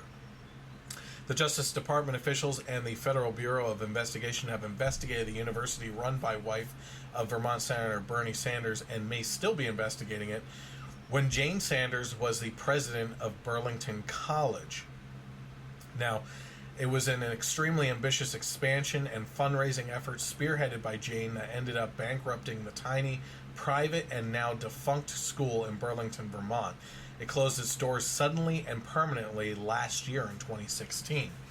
Emails obtained in an open records request by the Vermont Journalism Trust reveal that the FBI agents and U.S. Attorney's Office in Vermont are analyzing Burlington College records for over a year. Also, the feds have subpoenaed at least one former Burlington College employee. Jane Sanders was the president of the college back from 2004 until 2011 and masterminded this expansion plan, which would have more than doubled the enrollment of the school from about 200 full-time students to over 400, so very tiny. Yeah, very tiny. The plan required the college to take on $10 million in debt to finance the purchase of an expansive new campus. The real estate purchase backfired massively, leading to Sanders' departure from the college and its eventual collapse. In order to finance the purchase, Burlington, this is where it gets very important, because you're thinking to yourself, well, she tried something to expand the college and it failed. You know? In order to finance the purchase, Burlington College presented its case to the Vermont Educational and Health Buildings Finance Agency, which is a state agency that issues tax-exempt state bonds for the benefit of nonprofit institutions such as schools or hospitals. People's Bank agreed to purchase the bonds contingent upon a minimum commitment of $2.27 million worth of grants and donations prior to closing the deal. Sanders suggested at the time that she and the school had lined up several donors ready to fork over the $2.6 million, and that was just the tip of the iceberg. Sanders promised at the time that this would happen. Many others potentially pledged donations would also be forthcoming as well. And in 2010, the state finance agency did grant the school $6.7 million in tax-exempt bonds. So here, what's happening here is Jane Sanders went with the college to try and get these tax-exempt bonds to expand the campus to get more enrollment. And they said, before you do that, we need a commitment that you will have these backers right off the bat as collateral, right? And she made a false promise. She basically lied to this whole thing and this board that was reviewing this and that was going to give the tax-exempt bonds. And based upon that lie, they issued them, and it wasn't there to back it up. There's a word for that. It's fraud. Federal fraud. Holy. So the Burlington College did not receive anything close to the $2.6 million in donations, despite Jane Sanders' promise. In fact, from 2010 to 2014, the school only received $676,000 in donations, according to the Vermont Journalism Trust. Sanders' lawyers and the college reached a settlement several days later after her resignation, under which she collected a roughly $200,000 severance package. So here, she screwed over the college for nearly $7 million in tax-exempt bonds that collapsed the college. Right. They only received $676,000 in donations towards the $2.6 that they needed, and because she failed so miserably, she left, and they gave her a severance of $200,000. So, in essence, what they really received was $476,000. It's ridiculous how we treat these people. Way to go. Yeah. Way to go. Burlington College was founded in 1972 in a person's living room. Well, we are talking about Vermont here. Small. Yeah. The school has consistently had fewer than 300 students. The school catered to a relatively niche market interested in programs such as the relatively rare study abroad program in Cuba. Which is funny since Bernie himself has always been a fan of socialist and communist countries. Yeah. So we can imagine why she got involved in that. I just can't connect those dots. Oh, I can. Yeah. It's just sarcasm doesn't come across on no. podcast. It's just okay. Well, I'm just thinking again. It's these people like my friends that keep on posting all the time about how great Bernie Sanders is. You know, this guy who fights against capitalism and against the rich that are taking too much from people and. His household. Yeah, his wife just did that. Yeah. What happened there? Point across the dinner table for crying out loud. And come on, he's not innocent in this either. Because, first of all, I guarantee you, when looking for donations and stuff, he was the first one she went to for connections. Hey, help me out here. Yeah. Who can we go to? You know that's the case. That had to be. Well, I mean, we can speculate. We can speculate. Like I always say, we don't assume. Yeah, because, wow, that's just across the board. Did you even hear about this in the media?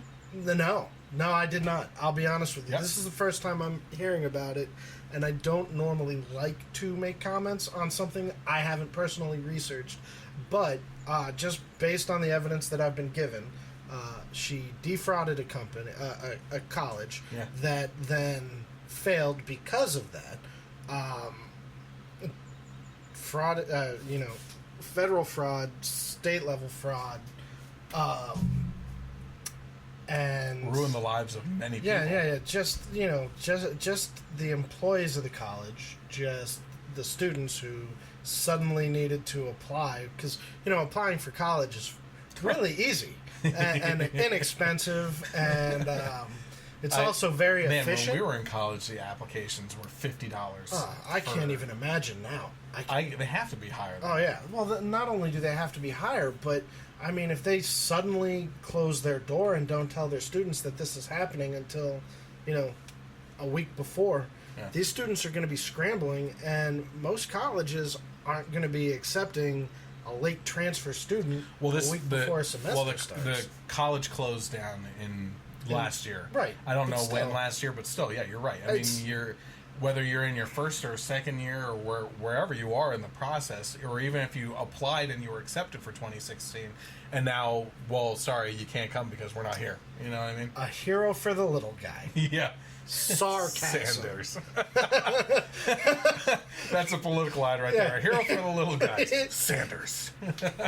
I wouldn't be surprised. Yeah. I wouldn't be surprised. No, I just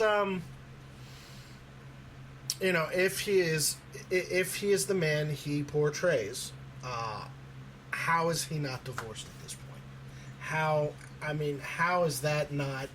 Because it's not what he portrays. Oh, right. Of course. He's a corrupt politician who believes in socialism, which he can't point to a country that socialism has thrived. He identifies himself as a democratic socialist. Yeah, right? absolutely. I mean, and as we they'll tell you that democratic socialism is different than socialism, but it's a precursor to what moves into socialism. Yeah. I mean, it's like you can't it's a gateway drug.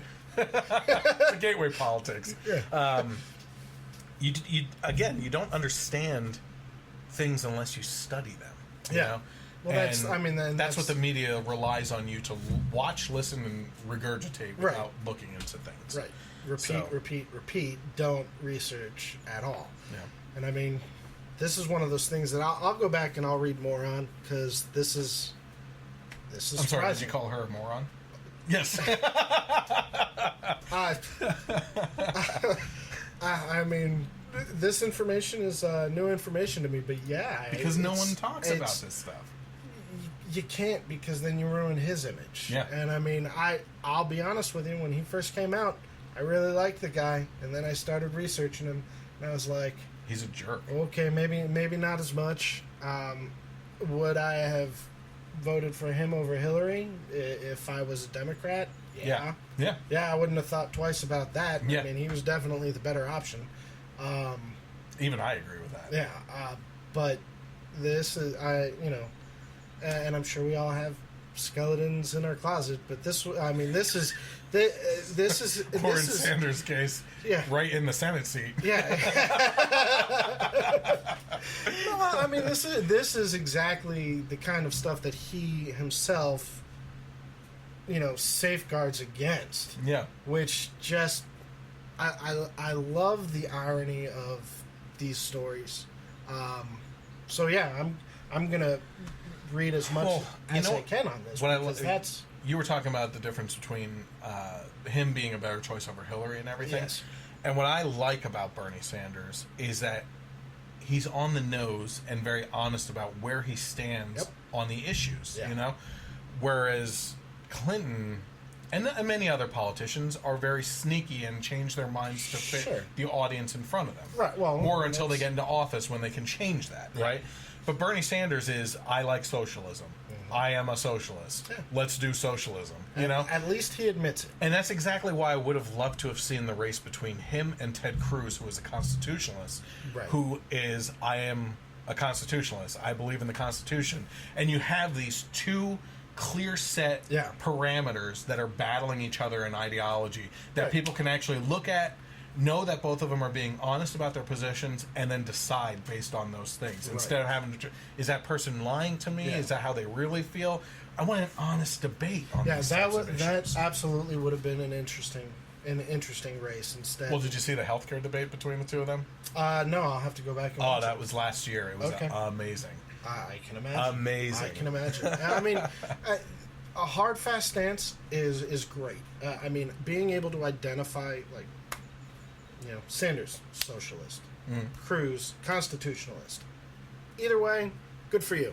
Yeah. I applaud that because it allows everybody to know where you stand, and you can simply Google American socialism or American constitutionalist and get an idea, get a basic idea in 5 minutes.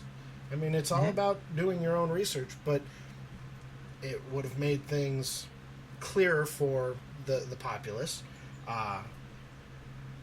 You would have known, like you said, who's telling the truth and who's lying, because I know or I feel Hillary was lying. I feel like Trump may have also extended the truth just slightly. I won't take shots at them physically because, as you can see, I'm the amazing Adonis that I am. But this past election is hopefully an outcry for more parties. More parties and better clarity and just better choices. And it was I believe the podcast that you said you just listened to with Matt on it, I think it was that one where Sanders went against the Christian appointee. Yeah. Oh, that was awful. I mean, to me, like, even I during the primaries was thinking to myself, Sanders seems like a nice guy. I completely disagree with his policies because they're coarse crap, but he seems like a genuinely nice guy. It's things like that video where he went after this appointee just because he's a Christian. Yes. And let's be very clear on this. What a lot of people will point out on that is that this guy wrote an article that said, if you're not a Christian, you're condemned. Right. By the creator, basically, right? And based on his Christian value. Based on the Christian value. But and then Sanders was trying to get him to say, you're saying Muslims are...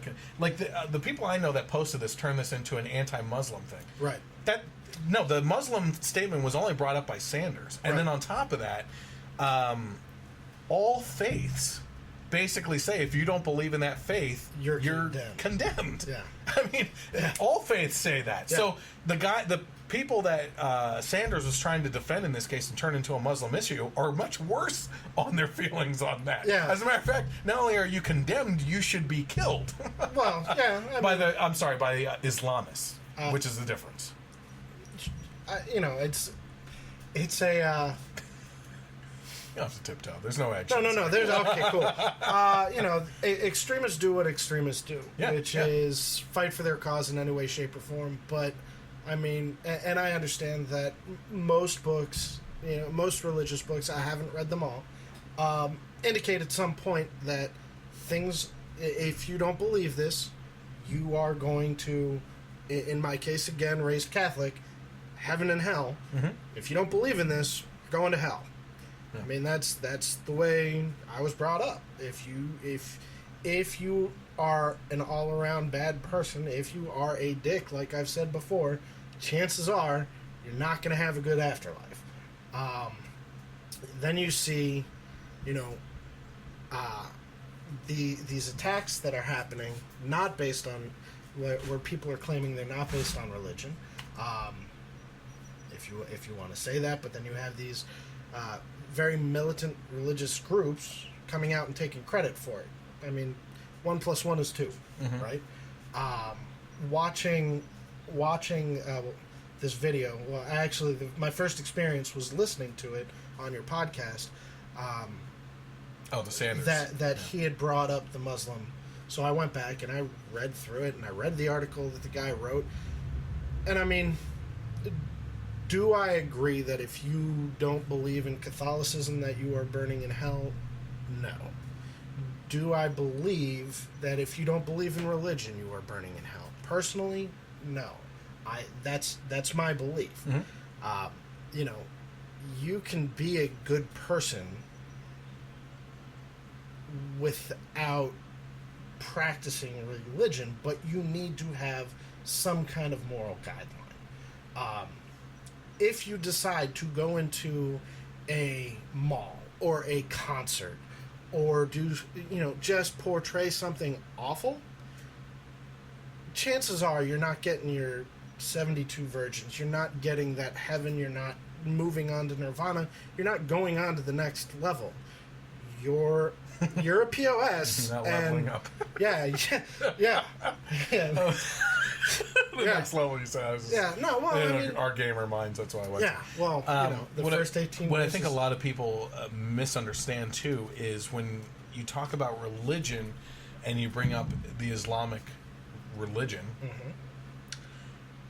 people don't understand that that's not just religion. That's a political infused religion. Right. It's a mixing of politics and religion. Sure. It's the actual governance using religion, which is very different from any other religion out there. But one thing that I find really interesting as a Christian myself, mm-hmm. is studying at one point in time, I forget who said it. I think it was actually Matt Chandler, a pastor down in Texas that we watch. Okay. But he was talking about when Christ was crucified and when he died, he apparently went to hell, is the way it's portrayed all the time, for 3 days. Right. And then was resurrected. And it was explained very eloquently that I can't do right now for anyone, that hell wasn't so much a physical space, in a sense, but more so that when he was on the cross, this is what it's coming back to me a little bit more. When he was on the cross, he cried out, "Why have you forsaken me?" Right. Speaking to God, even though, and everything. So Christ's hell was the separation from God, right? Okay. So that was hell, to not have that connection anymore. So through looking into all this and listening to this whole sermon and really looking at it, to me, I am more clear processed in my mind now than ever that hell is just not being in the presence of God when you're dead. Okay. Yeah, sure. Yeah, sure. It was very well explained. Like I said, I can't. Bring it up. I personally am not very religious. Mm. I've never hid that. Like I said, I was raised Catholic. Well, that'll ruin you. Huh? Well, I've tried to get back in. I've researched other religions just to kind of see. Again, I like to be able to have an open and honest discussion with people without completely making myself look like an a-hole. Mm-hmm. And the only way to do that is to kind of get a better understanding of what people believe. Talk to people, research. Again, I go back to that. But, it's going back to this Bernie Sanders thing. Watching that, I was actually kind of upset for the first time about that because of the fact that I had put in my mind that, okay, I'm not a fan of socialism. That's just the way I'm wired. Mm-hmm. But between him and Hillary, I had no issue. I saw no other side to him. He always seemed very upfront. Very, this is the way it is. And I respected that. And he is upfront about this, too. He's very upfront about it. But he tried to, poke a bear that wasn't there. He made no comment directed, the gentleman, and I forget his name, didn't make a comment directed towards the Muslim faith. Yeah. As a matter of fact, he was very professional in how he handled that question. Yeah, I was actually very impressed by that, but Sanders just did that to rabble-rouse. Yeah. I mean, that's... that is what it is. It's kind of sad in that sense. So a couple weeks ago, I countered Connecticut Senator Chris Murphy in his argument that Obamacare isn't failing. What he said was that Obamacare isn't failing. What's happening is that President Trump is sabotaging it.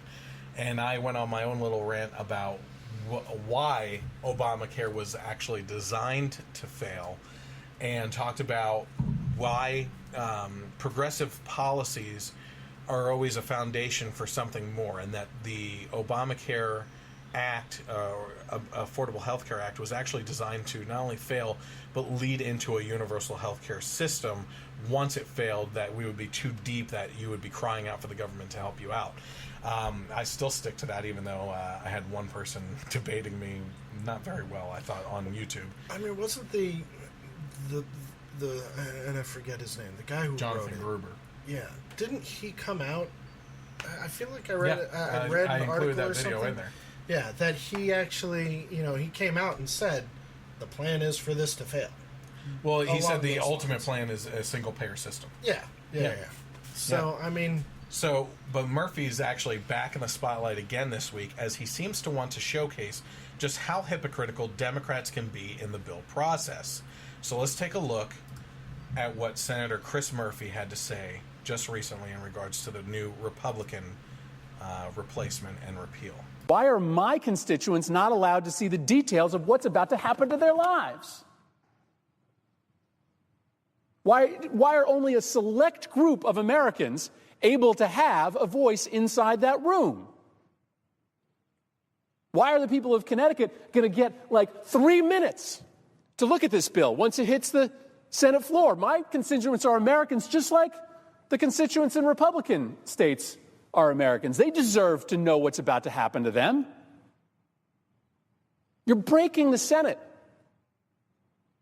And it won't get put back together that easily. These are tough questions. They're partisan questions, but it doesn't mean that there's not an obligation to try to find common ground. And if you can't find common ground, don't bury the proceedings behind closed doors where nobody can see it. People hate this bill. What constituency is asking for the United States Congress to pass a bill that takes health insurance from all sorts of working Americans, people that are playing by the rules, people like the Burgers, in order to pass a tax cut for the super wealthy? Who runs for Congress to do that? He seems very angry about this. Oh, well, yeah, absolutely he's angry. But, I described in the previous podcast, like I said, the focus of the crumbling system was to come up with that. But where exactly was Senator Chris Murphy when Obamacare was being crammed down the public's throat? Where was he when a bill that has to be moved via a hand truck, because the main portion is 2,700 pages long, but with all the regulations and everything else added in, is actually in the neighborhood of 20,000 pages? Did he or his fellow Democrats sit down and read Obamacare page by page before its passage while they were taking care of all the other congressional business? Also, where was Senator Chris Murphy when Nancy Pelosi said this? We're very, you've heard about the controversies within the bill, the process about the bill, one or the other items. But I don't know if you have heard that it is a legislation for the future. Not just about health care for America, but about a healthier America, where preventive care is not something that you have to pay a deductible for or out of pocket. That prevention. It's about diet, not diabetes. It's going to be very, very exciting. But we have to pass the bill so that you can find out what is in it. Okay. So we're not allowed to read the bill. No, you have to pass it to find out what's in it. Well, that's the way you have to do things. But wait, wasn't Senator Murphy just complaining about the fact that he's only going to get 3 minutes to read 20,000 Quiet pages? now. Let the media stroke your head. Sorry. Put you to sleep. Sorry. Yeah, we have to pass the bill to find out what's in it, which is amazing because it sounds like their plan was pretty secretive to the public until it was to be passed as well. The Democrats, despite the silence of the media and what the crafty language of hypocrisy by media outlets may have you believing, did in fact meet behind closed doors for the Affordable Care Act, or Obamacare as it's more universally known. But the news stories today are more apt to point out the tweets by Republican lawmakers addressing that secrecy back then to look like today's hypocrisy. But isn't it a clear indication that it's hypocrisy on both sides? If the left is complaining about the Republican secrecy today, they shouldn't have done it first. And if the Republicans were so concerned for the constituents back when the Obamacare was passed, they shouldn't have stooped as low as the Democrats by doing the same thing today. Right. The Republican House health care bill was crap. The Senate one may be even worse and is closer to Obamacare than anything conservative and the free market driven that we've actually been looking for. The Dems should actually be happy about all this in the bill. Now, a couple things have come out, again, since I wrote the script for this. A couple things I do like about the Senate bill. Number one, you don't have to buy insurance. Okay? Number two, employers don't have to provide insurance. This was a job killer. I've shown graphs in the past where you actually see the lines going with part-time and full-time employment, and it switches. Okay. Because when employers were forced to provide health care for anyone over 30 hours a week, sure, they went to part-time instead. Yeah, of course. So you're screwing over the people with it. Yeah. And instead, the free market principles get completely thrown out of the window. Now, one of the other things, the one that the Democrats are concerned about is pre-existing conditions. Well, that is in this health care bill. You can still get health care despite pre-existing conditions. So they are covering that as well. Now, I don't know everything about this bill, but those are three big ones to me. Am I happy? No, not at all. Because once again, my whole thing about Trump, and in regards specifically to the health care bill or anything that he does, is if you look at his book, The Art of the Deal, his way of negotiating is, if I want this, I'm going to tell him I want this. Right. Because in the negotiating process, you're going to end up closer to what you want. Sure.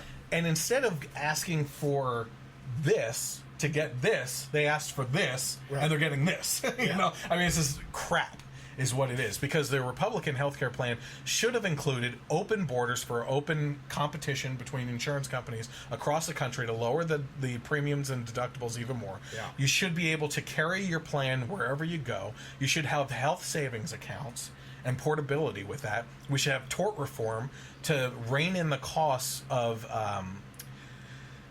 tort reform is, do you know what tort reform is? Yes. Okay, so tort reform is basically the ability to take what a lot of people do is they sue hospitals and stuff like that for mistreatment, and the lawsuits can go crazy. So millions of dollars for missing something, right? Now, I understand if someone has something happen to them that was missed, that it's a big deal. But what ends up happening is a ripple effect for the rest of society. So, for instance, I had cancer a couple years ago when I was 26, and in order to find out what was wrong, I had to have blood tests. I had to have an X-ray, an EKG, a CAT scan, a PET scan, I didn't get an MRI at that time, but you go through all these tests, and the reason why you go through all these tests is because if they miss anything, then they're up the creek without a paddle, financially responsible for that situation. So if you were to go in for a broken bone in your hand, they're going to do more tests than are necessary. And to do those tests cost money to the hospital, especially something involving a CAT scan, X-ray, or MRI, or PET scan, or anything. That's a very expensive piece of machinery to be running. So while another person may have something missed, now they have to do multiple tests for everyone. It raises the cost of everything. So if you can rein in the costs on tort reform for how much someone can actually sue for, make it a reasonable amount for people, but also get rid of frivolous lawsuits. Yeah, you can lower the cost of the whole field of medical stuff. So between medical fraud and then the tort reform. As a matter of fact, your father is in brain surgeon. No, he's a vascular. Vascular. That's right. Vascular surgeon, retired now. But okay. It's a. You read about them. I'm in the insurance industry. I'm studying for certain designations, and I have to study about this stuff. Mm-hmm. And, I mean, insurance fraud in itself, which, health insurance, there's medical insurance, that's $1 billion crime. Billions of dollars you're talking. Yep. Between that, tort reform, I mean, if there's a way that we can cut back on both, it would make life a whole lot easier and a lot nicer. But none of that stuff was included in this. And that's why 5 senators right now on the Republican side are not going to go along with this bill. Good. And in order to get this passed, you need all the Republicans minus 2. 2 Republicans can say no, and it would still pass. You're at 5 right now. Right. Okay, you're talking about Ted Cruz, Mike Lee. I think Rand Paul obviously just jumped on this because he's a medical person. That's a medical family.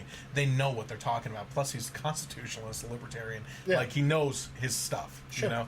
So they better start doing some reworking of this bill very quickly, because not only do I want this specific type of bill to fail and be better and more in line with a free market alternative, but I sure as heck don't want to be stuck with Obamacare. Because premiums are going crazy, deductibles are crazy, and people are getting care that isn't adequate. You know what I mean? First of all, I don't know if I've mentioned this before, but my family, when we were forced onto the exchange, we were bounced around between 6 insurance plans over the course of one summer. And my kids went without health insurance for 3 months because they couldn't decide between the state and federal government whether they were on the CHIP program or the state program, and they were bounced back and forth, and both of them were arguing, no, it's the other one. You're supposed to be on the other one. The other one was saying, no, they're supposed to be on the other one. And my wife had to spend an hour a day every day for 3 months to try and get that cleared up, while my kids didn't have health insurance. Yeah, and I mean, at the end of the day, the people who would have suffered had anything happened, anything at all, are my kids. Are your kids. Yeah. And then financially, you and your wife. Yeah.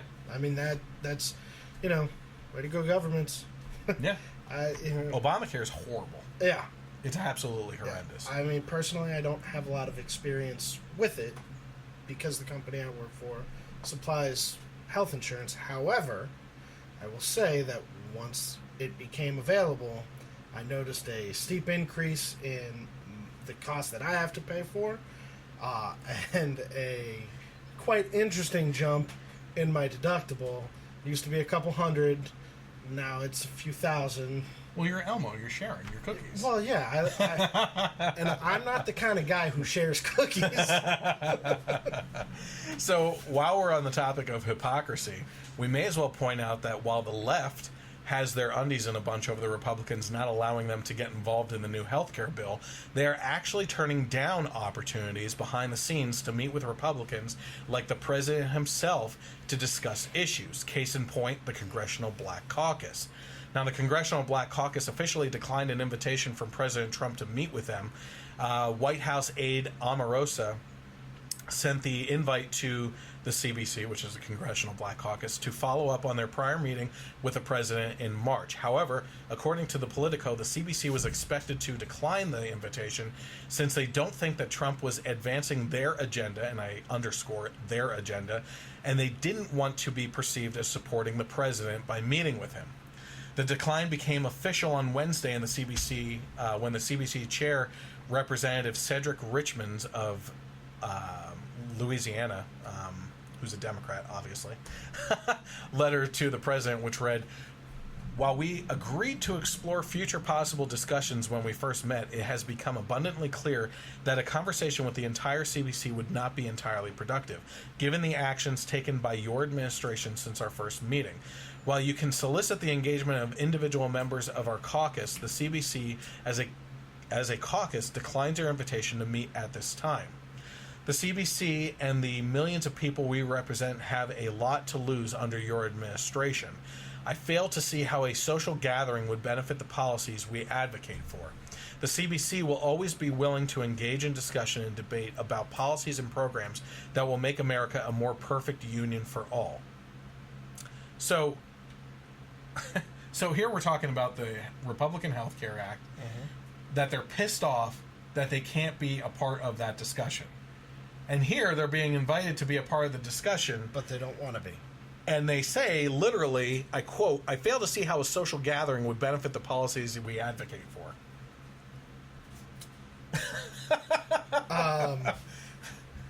So, all right. So, just so I understand this, I'm being given a voice. Yeah. I'm saying that my voice isn't being heard.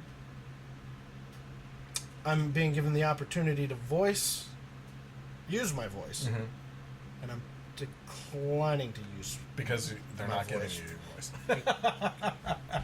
Yeah.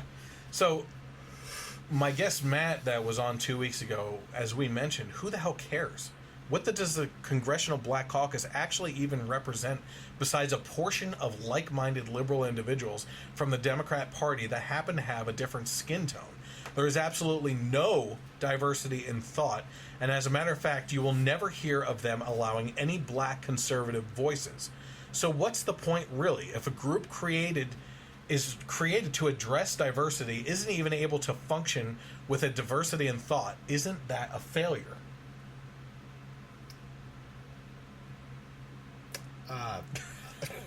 I mean, that is actually very insightful. And yeah, personally, I think if you are spouting diversity but don't want to be all inclusive in your own organization, that's an issue. Yeah. Hypocrisy, irony within it. Is you stumble on the words because there's just so much wrapped up into it. It's quite. I mean, I really like him as a guest. I've never met the man. Oh, Matt, yeah. But he's been on a couple times, and he's always very insightful, very to the point, and he calls people out on what they are. If you are a group of like-minded individuals who are looking for progression, but you don't want to include the other side, you're gonna have an issue. Yeah. I mean, it's just like I said before: 1 + 1 is 2, 2 + 2 is 4. There's a give and take, and unfortunately, it's not there. No, not at all. As a matter of fact, I was hoping to have a video from my friend Kira, who I met at CPAC, who is phenomenal. Sure. She doesn't like black. She says brown is the word that we should be using. Okay. And she said that she's a brown conservative who wears a Make America Great Again hat out in Los Angeles, California, where she lives. In the bastions of liberalism, just in the video. All the time, all the time. She is like the lion out there. That's awesome. Yeah, lioness. I'm sorry, Kira, but she actually had a statement that she tried to record on video for me, and it unfortunately didn't come through, and we didn't have it in time for this morning. But she said that she would like to get involved in that kind of conversation in the future. But one thing that she did point out is the history of the Congressional Black Caucus, which at one point had its purpose, right? When they didn't have that voice in public discourse. And it's just lost its way, And it's kind of like I said, with unions, I believe. Which is unions at one point in time were there to protect the people from bad working conditions. Right. But now they use it to blackmail and smother the people that pay into it. Sure. You're forced to pay to be a part of the union.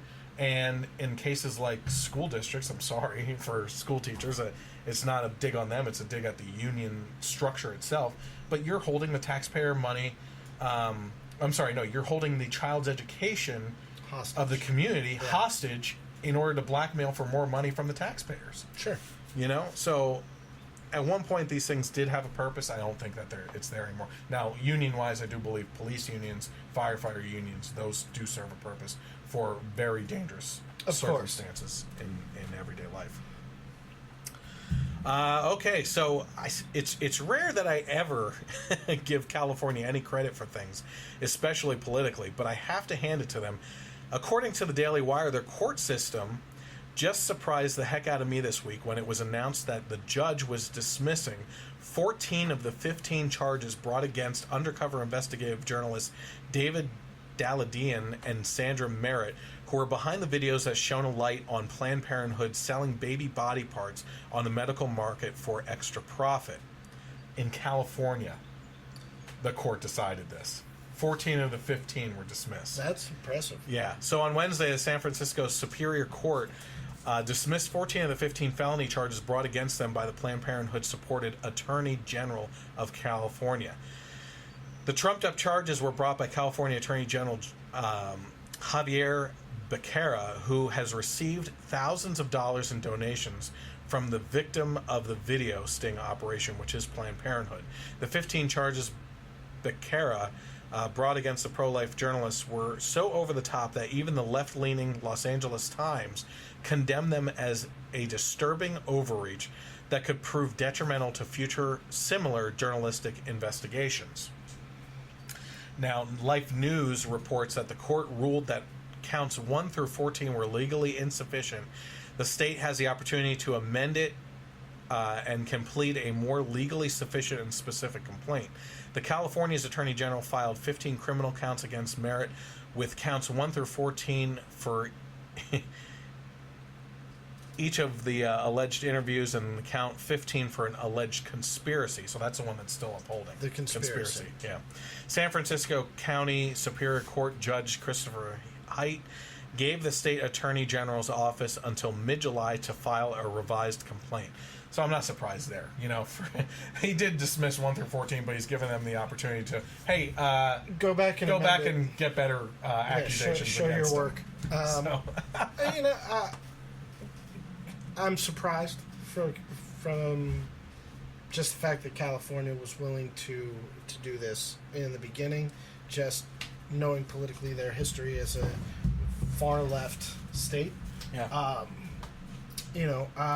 The fact that they're willing to give more time. I don't know enough about just court proceeding to understand that. Maybe that's something that is done. Yeah, it's possible. But, okay, so they have more time. It's sad that you have a situation where they got caught. I mean, Planned Parenthood got caught. And then they played the victim. And then they're the victims in a situation where they admit to selling fetus to companies for medical research for additional profit. Mm-hmm. Planned Parenthood is the victim. Yeah. Sure. Yeah, I mean, that's the sarcasm light. Again, I don't know if you heard the one podcast a couple weeks ago where I talked about one of the newer videos that came out in regards to that, where there was a conference that they were at, and they were lamenting about certain procedures. Like, the one nurse at Planned Parenthood was like, we've all had those disgusting situations, like the one time an eyeball fell into my lap. and they're like laughing about it. Or the one person said, it's always hard when we crush the skull and you cut your finger on it and stuff. And it's like, you have to be monsters to go home, especially if you have children of your own, and look at them and think to yourself, yeah, this is my job and I'm okay with that. Yeah. You know? I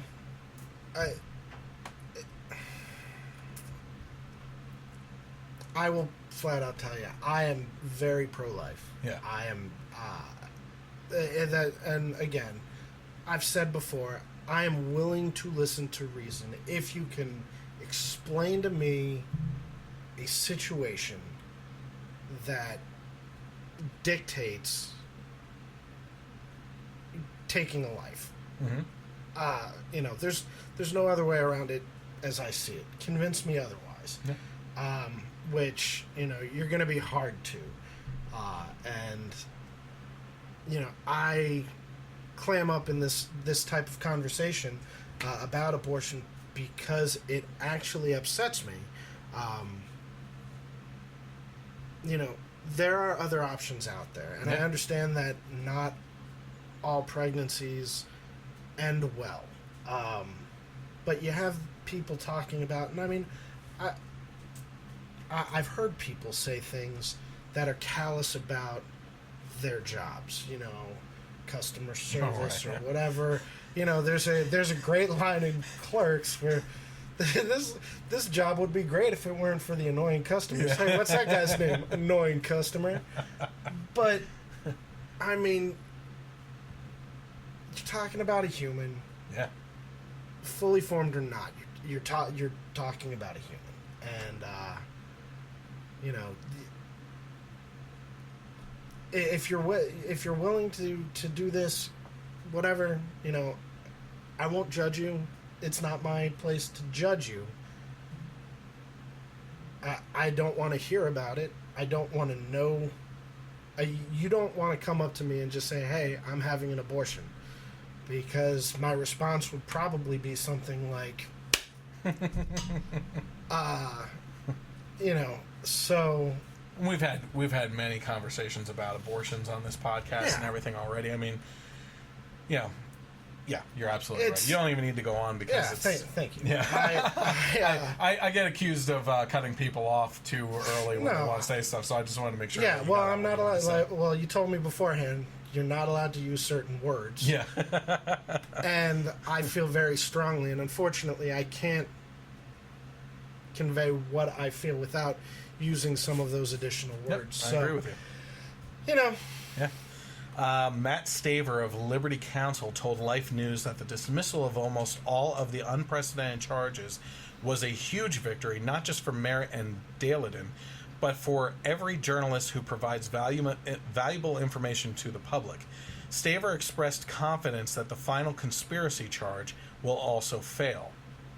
In an excerpt from the Los Angeles Times condemnation of Becerra's disturbingly aggressive actions against Daladin and Merritt, they wrote, "It's disturbingly aggressive for Becerra to apply this criminal statute to people who were trying to influence a contested issue of public policy, regardless of how sound or popular that policy may be. In similar cases, we have denounced moves to criminalize such behavior, especially in the case of animal welfare investigators who have gone undercover at slaughterhouses and other agricultural businesses to secretly record horrific and illegal abuses of animals. That work, too, is aimed at revealing wrongdoing and changing public policy.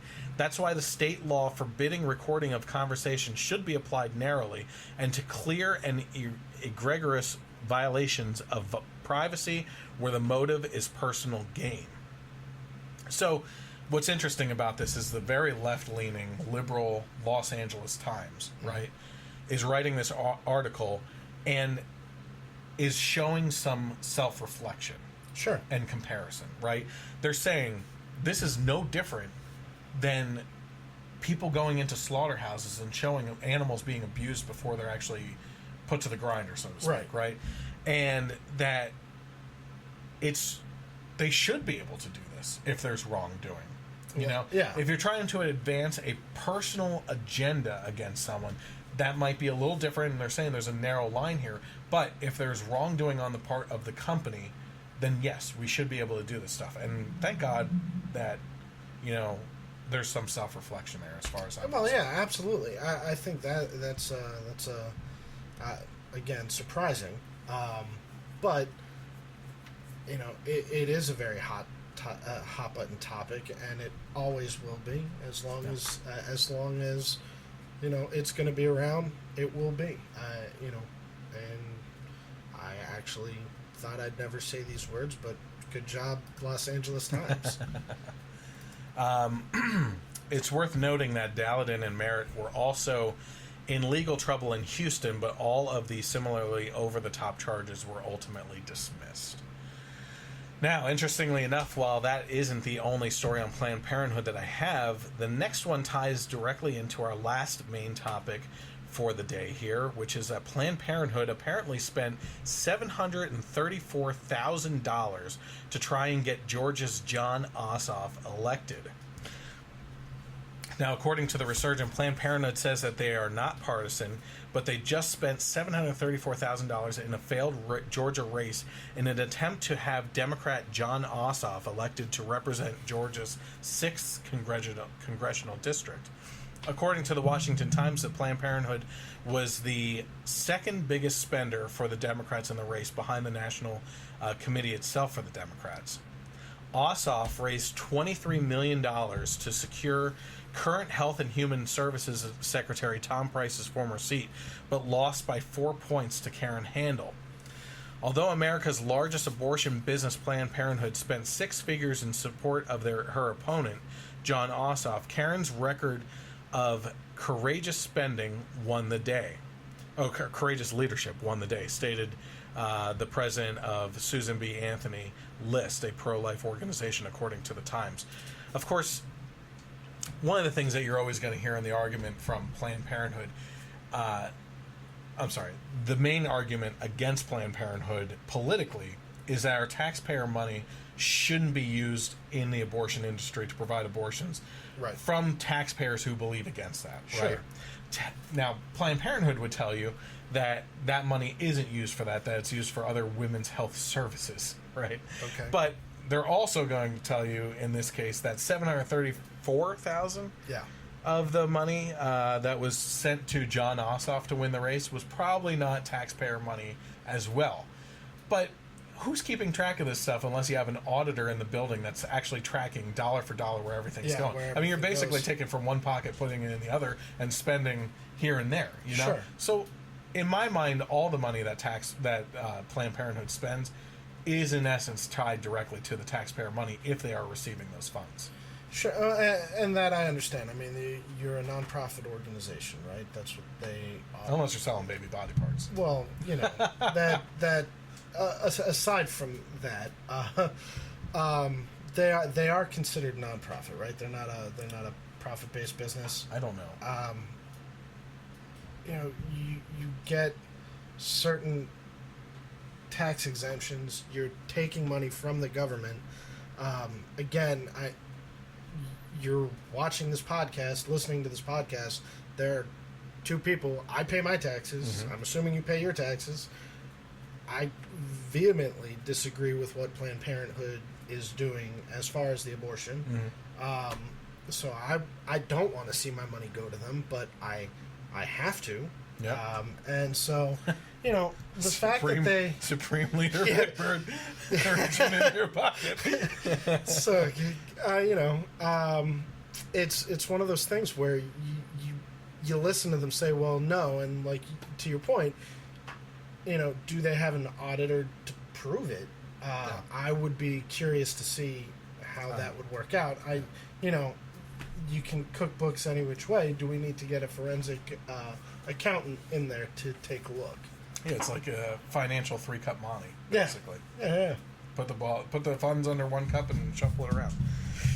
So, I said that you can count this as another chalked up win for the pro-life side, as well as a win for the Republicans, amidst what the left felt was a referendum on the Trump administration and the highest amount spent historically for a congressional race.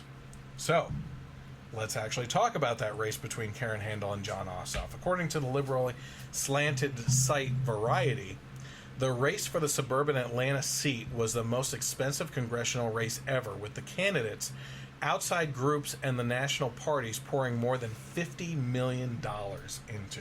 Wow. Just for this congressional race. They noted that the race was closely watched by the national party organizations in Washington, activists across the country, and a host of politically engaged entertainment figures. It was viewed not just as a referendum on Trump's tenure, but sort of a test run of whether Democrats could channel protests and activism into electoral victory and boost their hopes for the 2018 midterms. Guess what? It's not. Spoiler alert. Yeah, surprise. Ossoff, who's 30 years old and a documentary filmmaker, emerged as an early favorite in a crowded field of contenders after his candidacy was boosted by progressive activists, including the Daily Coast website. We showed the world that in places no one thought it was possible, we could fight. We could fight. Ossoff told supporters after his loss. I mean, did you watch his concession speech? No, I did not. It was like he won. They tried to spin it as like this is a big win because now we know we can fight. Well, actually, the loss of 4 points was a bigger loss than the actual presidential race. So you're kind of moving backwards if you really want to do a comparison as a referendum on Trump. It seems like you will lose. Yeah. This is the generation of the participation trophy. Yeah. So. Well, and Ossoff just became an adult. I don't know if you've heard this, but millennials don't believe that you're an adult until you're 30. Oh. So, welcome to adulthood. You don't get a participation trophy in this one. But he did get a concession speech. Yeah. So, Yeah. He worked his ass off for that one. That's too overworking it. Did that at the beginning. Yeah. Maybe one of Ossoff's biggest issues was the fact that he doesn't even reside in the district for which he's running. Did you know this? No. Oh, this is the best. This is going to be another great story for you, okay?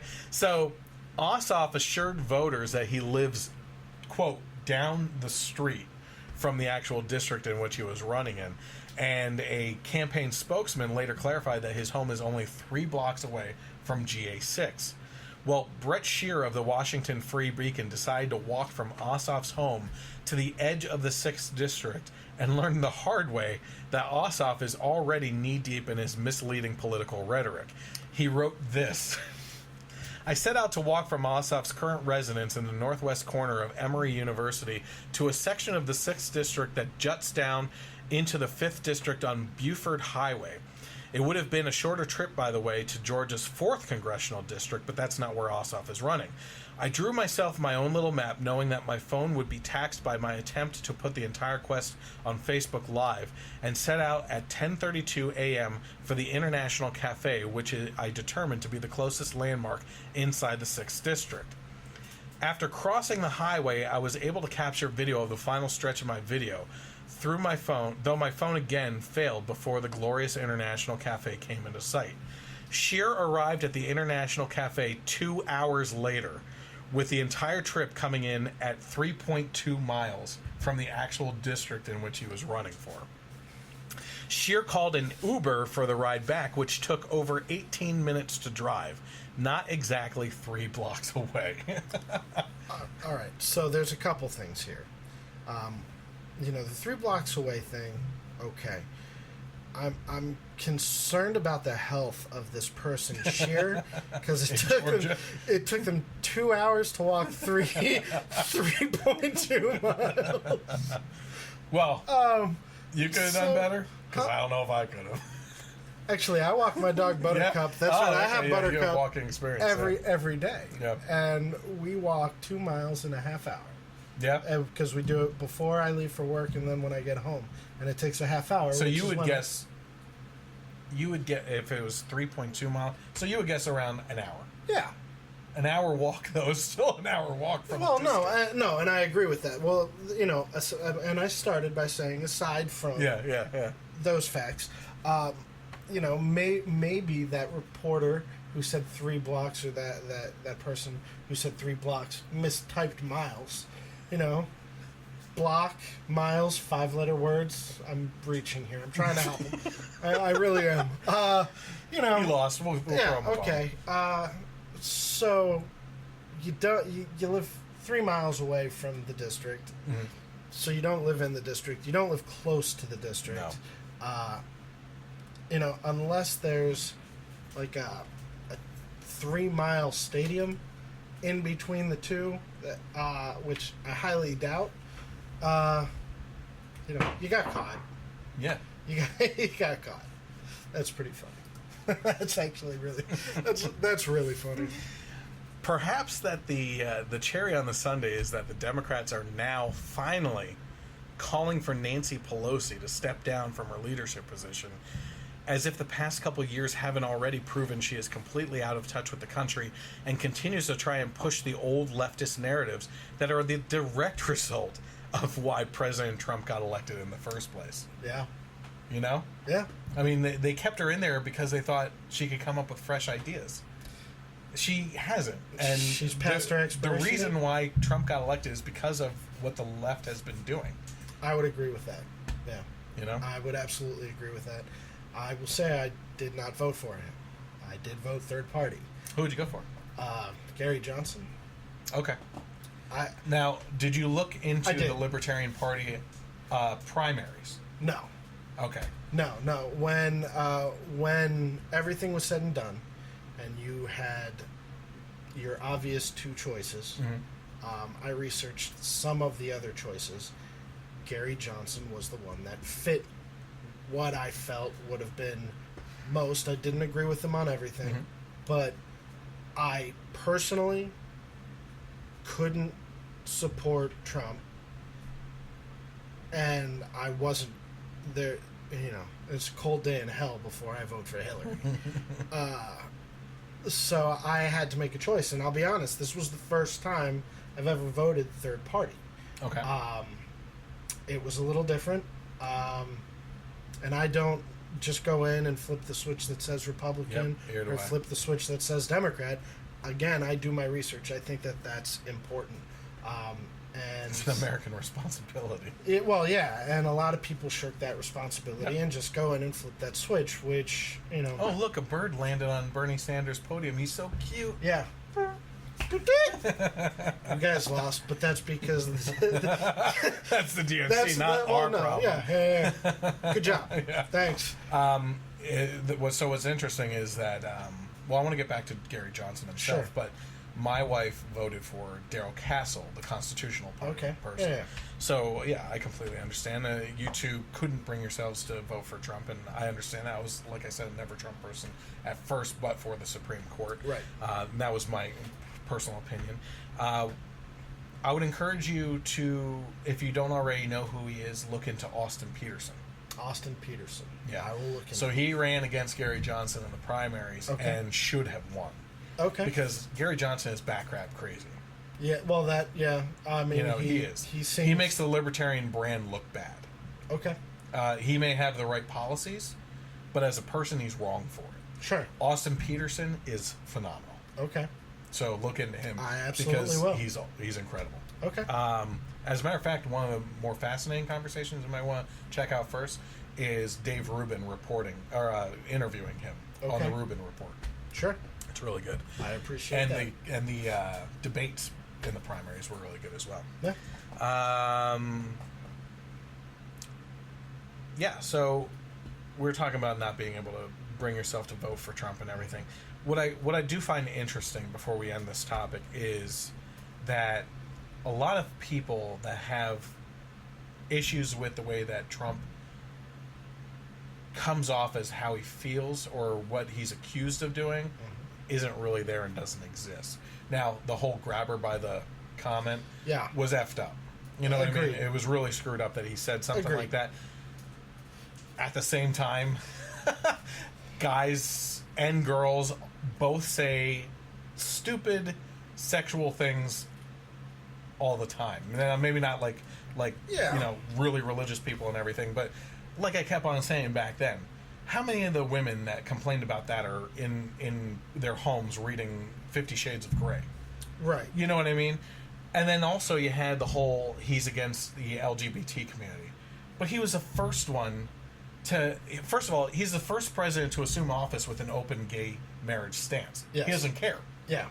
You know, Barack Obama was against gay marriage when he got into office. I did not know that. He changed his mind in 2009, or I'm sorry, when they assumed office. Yes, so 2010 or 11 is when he changed his mind. For re-election? Yeah, basically. No. Yeah, no, not at all. Hillary Clinton espoused that marriage was between a man and a woman well into the 2000s. And, you know, that's a whole other issue. Well, I think had she a divorced Bill in the 90s, she would have won this election, I believe. Because yeah, absolutely. Because she would have been able to take the feminist stance a little bit better, that you don't need a man to do things, when it's obvious that political expediency has led her to stay with Bill Clinton after all the times that he's screwed around. I honestly have no idea. But beyond the gay marriage issue for Trump, he was also asked during the primary to trip him up how he felt about transgenders using the bathrooms that they identify with. Would he allow that in his hotel? He said, yeah. Sure. Yeah. Yeah, So, well, that why not? I remember. Yeah, so he did that. Then you have people talking about how he's racist. Well, first of all, you can't point to anything that he specifically said that's racist unless you're trying to really stretch for the wall being put up to keep Mexicans out or whatever. You know, if you really want to go that route and say that he hates Mexicans, but really a border is something that's a defense mechanism against anything, you know. But that you can't find anything on that. His campaign manager, Kellyanne Conway, was a female. They always say he's sexist. He points females to top positions. Right. I mean, like, the stuff that the media tries to push out and the left tries to push out over Facebook is, in most cases, completely false. Does he say stupid things? Do I think that he should have Twitter taken away from him and put in the hands of a professional that translates his brain into professional tweets? Yeah, absolutely. Yeah. And does he speak eloquently like a president like Obama does in modern times, who needed a teleprompter, or Reagan in his time, who was the master speaker without a teleprompter? Does he speak as eloquently as them? No, absolutely not. It's actually embarrassing. But these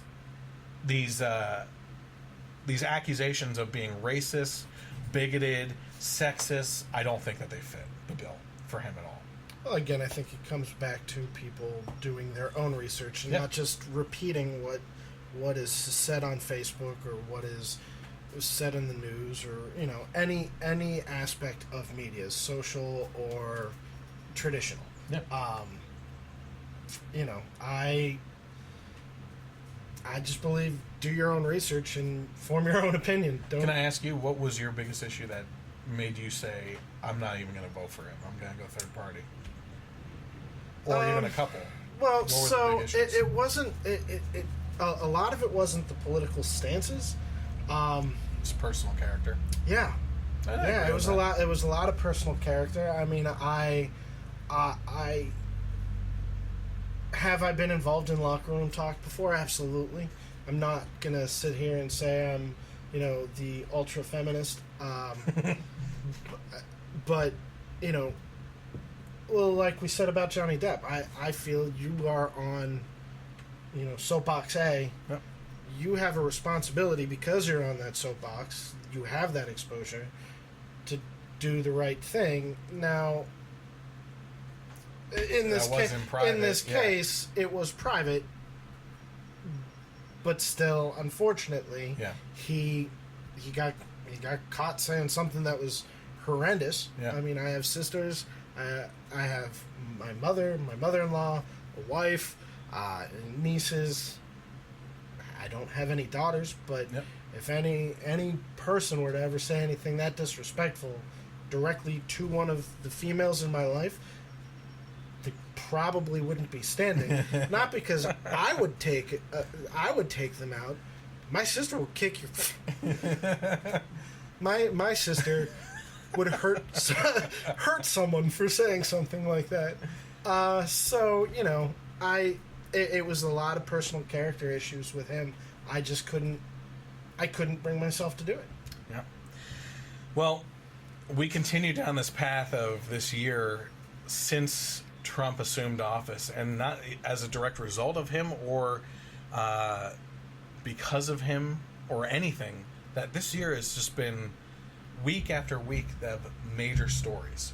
Yes. You know, I mean, I literally have to take time on main topics, like this week, the kid that came back from North Korea in a coma, and especially this Georgia race that was huge. Last week was a congressional assassination attempt. I mean, these things are happening all the time. We are it's a fever pitch in this country right now with things that are happening, and it's pretty fascinating. And so things certainly aren't letting up, and the podcasts are going on. We're covering all these types of things, even stories that people aren't hearing about. For instance, Sanders' wife being under investigation, or the fact that Ripple is confined to his home after trying to get rid of his wife. So again, I just want to thank everyone for tuning in, whether you're watching live right now or you tune into the podcast later on Stitcher, Google Play, or iTunes. Even if you're tuning in on KLRN Radio on Sundays. I want to thank you guys for watching. I want to thank Goody for coming out. It's much appreciated. Yeah. I'm glad he finally was able to. And it's always a good time. And one of the things I want you to do is, certainly I want to push for a little campaign right now. I hate self-promotion and pushing for things, but one of the things that I really want to get to right now is to push over a certain mark on subscribers and likes on Facebook and everything, but especially with YouTube right now, it's important to hit a certain milestone that would open up more avenues for me as a content creator. So I want to push a little campaign for hitting the subscribe and like button on Facebook.